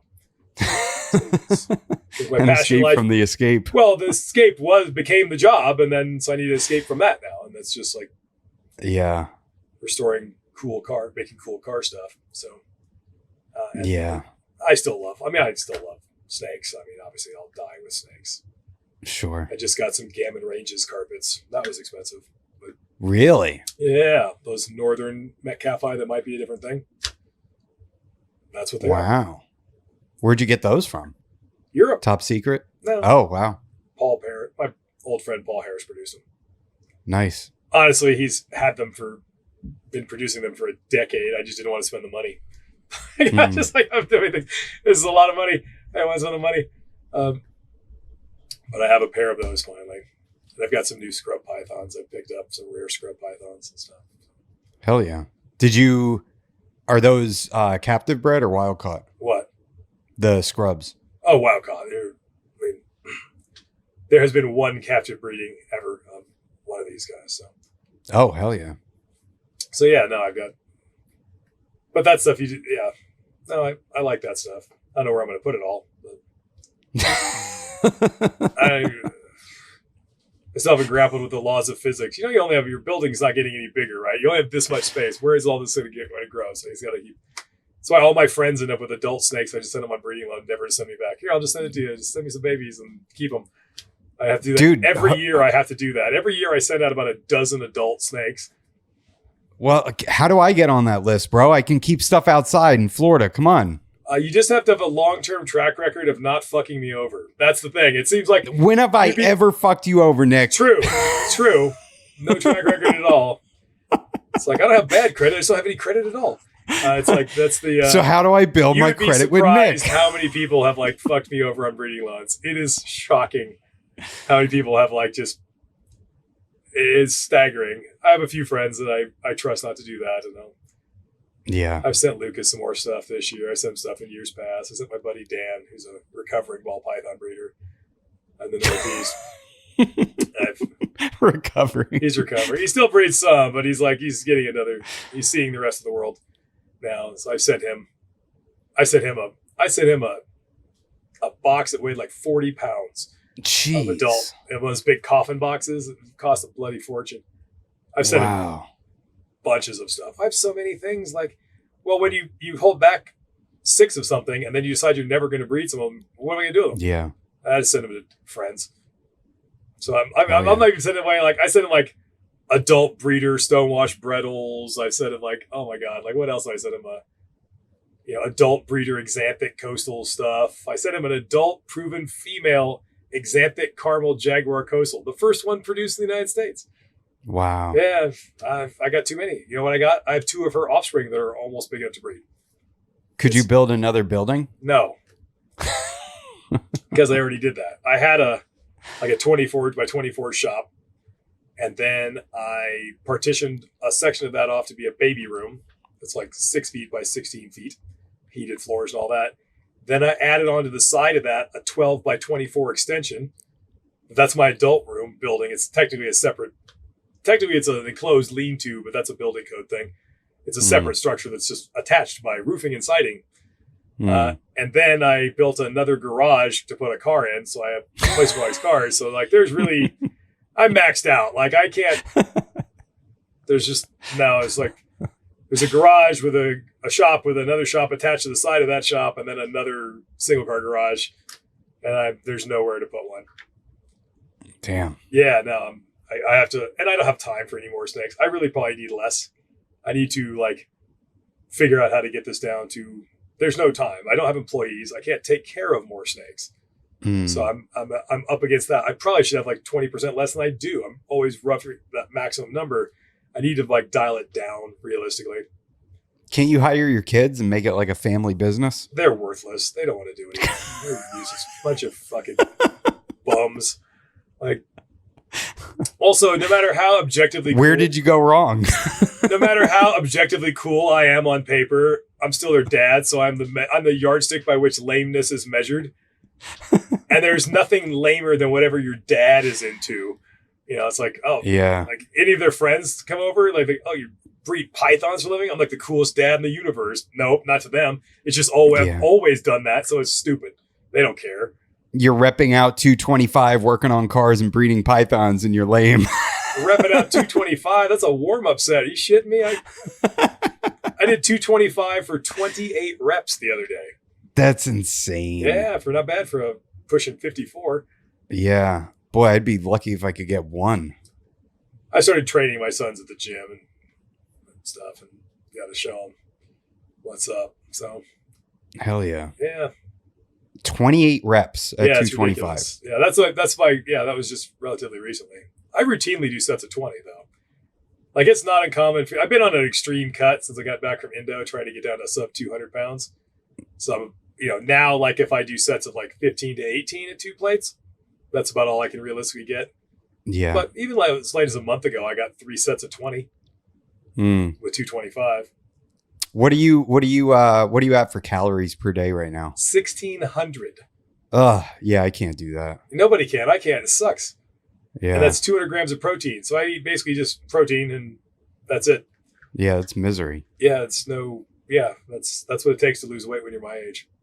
I've lost 25 pounds from the beginning of the year, but I've gone back to like 3,000 to 4,000 calories a day. 3,000 to 4,000? You kidding? Dude. That's almost 3 days for me. I know. Like I'm at 175, 180 right now. How tall are you? 5'11". See, I'm like 5'7" now. I've lost an inch because of gravity and old age. I've shrunk an inch. And maybe lifting 225. Squatting it. I mean, like, I don't know what my 1 rep max would be now, but I can still get 315 for like 6. There goes another inch.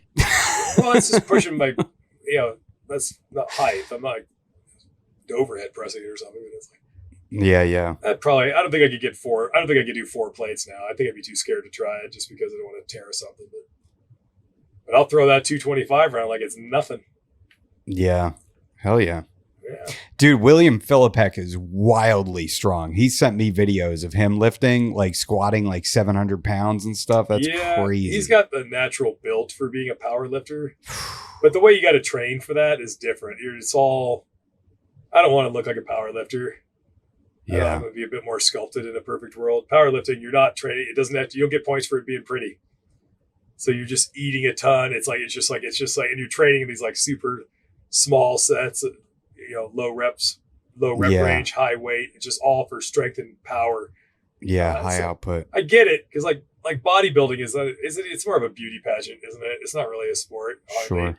It's so subjective, but powerlifting is subjective. You either moved that weight or you did not move that weight. You did or you did not. There's no opinions of whether you did it or not. It's like, that is an objective measure of strength training.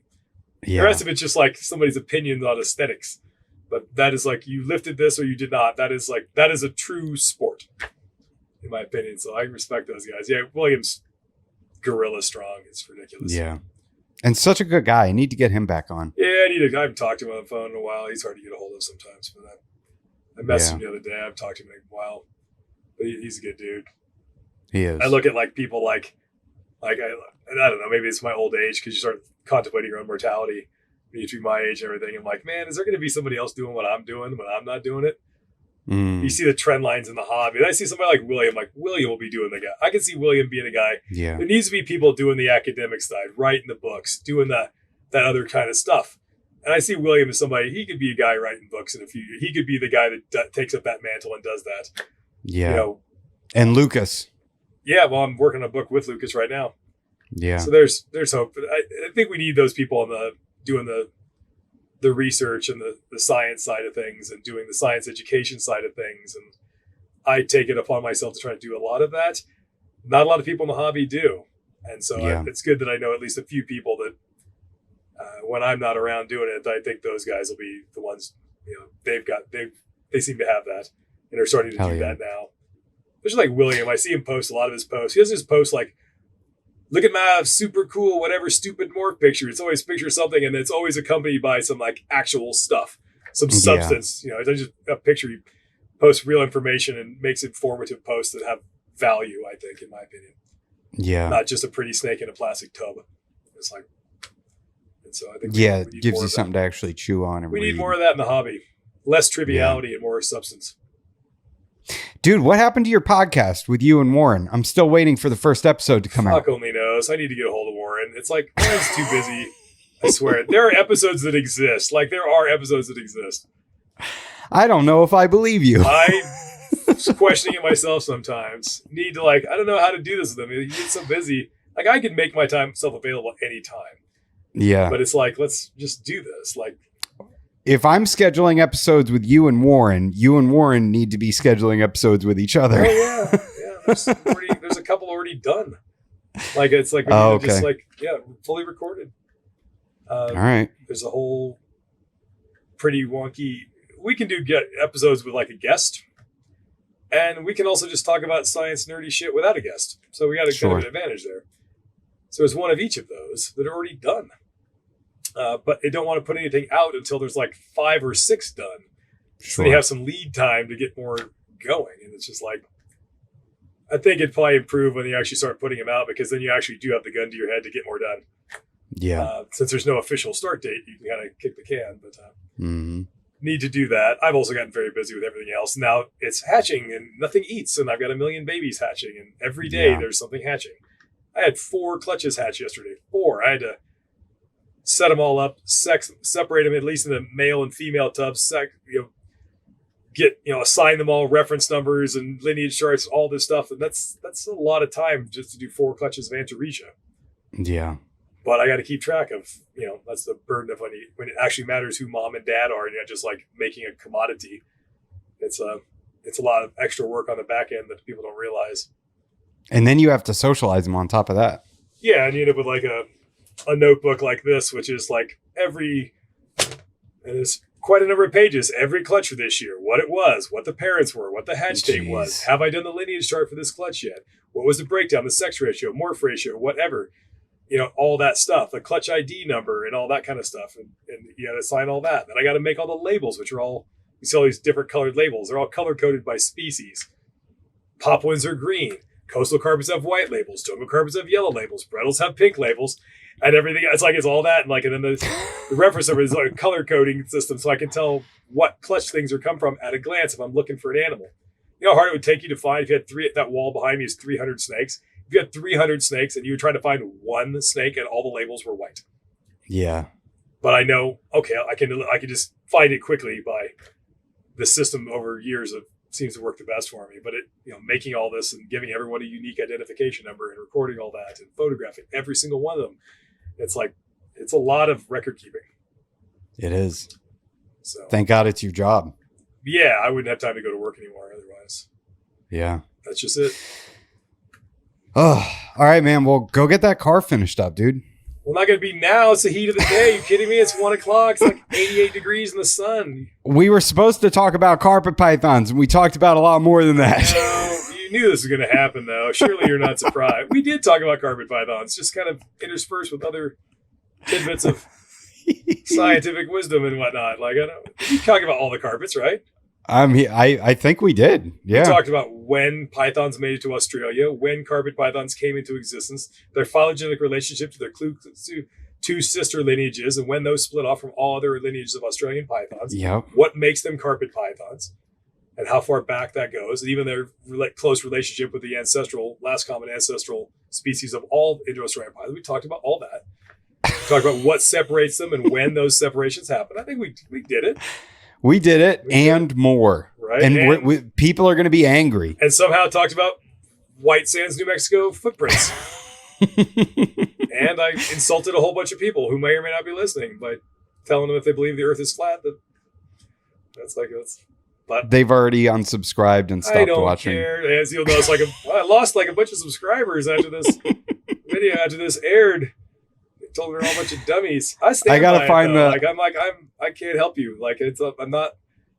You can only put it out there and hope people will take an interest and learn something and further themselves and better themselves through knowledge. But if you're just determined to remain ignorant of things, then you're probably going to succeed. If that is your goal, you will succeed.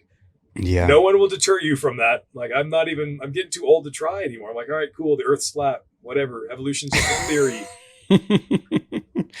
Vaccines are a conspiracy. Yeah. Embedded with microchips in your blood. It's like, or whatever the hell that was. It's better to just let it go. Yeah, I'm like, yeah, what are you going to do? You're not going to reach those people. You can only reach people who are willing to be reached. And the rest of them is like, cool story, bro. Good luck with that. Microchips and the vaccines and all the rest of this nonsense they believe in. I don't mind cutting them loose though now, because eventually, what did you lose by doing that? It's like, you're missing out on all the stimulating conversations that you're going to have a really captivating back and forth dialogue you're going to have with these people. No, you're not. There's never going to, nothing, what was ever beneficial was ever going to come of that. Absolutely fucking nothing. Yeah. I'm not advocating being like jerks to people or anything like, oh, but I'm not going to try to whip up a friendship with some of these people. I don't think it's like, we're intellectually incompatible, I guess. You're not going to be able to talk to, you want to be able to talk to your friends and your colleagues on a one-on-one level. You know what I mean? Where conversation is like a dialogue, but I give you some information, you give me some information. We both lose some information. We exchange ideas, and it's like, it's impossible. People that are, the flat earthers. And I use the flat earthers as like a colloquial term to develop all of those people. Sure. Regardless of whatever nonsense they believe, it's like, I'm not going to get through. Flat earthers are wild, man. That's how easy our lives have become. That is how easy it is. Life has become so easy. We now have flat earthers coming back. That's it. It's officially gotten that easy. Yep. You would have people think, you would listen to people on the internet pissing and moaning and whining. You would think it's the hardest time on the earth to ever be alive. Fun fact, it is the easiest time. It is never, ever, life has never been better ever. In the entire history of humanity, this is the best time. You won the lottery. You're alive at the best time to be alive ever. No matter how hard you think it has always been worse the further back you go. Always. Especially if you're in America. I mean, forget it. You truly have won the lottery if you're 100 years ago, nobody knew what a hot shower was. That was a thing that nobody had experienced. In 1900, no one had a hot shower. It hadn't even been invented yet. Now you take that for granted. Like, what? Like, your lives are so easy. The 8-hour workday, that didn't exist. Like, 5-day work week didn't exist. This idea you work 40 hours a week, slaving away for the establishment, didn't exist. You'd be 12 years old working 16-hour days in a coal mine. Like, it has never been easier, and we've never complained more. Like, it's like, to the point now, it's so easy. We can afford to be flat earth idiots. Again, it's like, what? Give me a break. That's how good we have it. I'm just saying, like, you can have it shitty. Bad things still happen. Your life isn't perfect. I get it. My life isn't perfect either. Like, nobody's is, probably. But if you look at it in the totality of it, it's the easiest it's ever been. Yeah. Population-wide, never been easier. Never been easier. You eat better now. A poor person eats better now than the average monarch in the Middle Ages would have eaten. Like, and it's that level. Your level of nutrition is better now than it was if you were royalty 1,000 years ago. Like, you've never had it better. It's never been this good. It's never been this good. It's just, I swear, have never complained more and invented things to be outraged about. Thank God for TikTok. Oh my God. Don't get me started.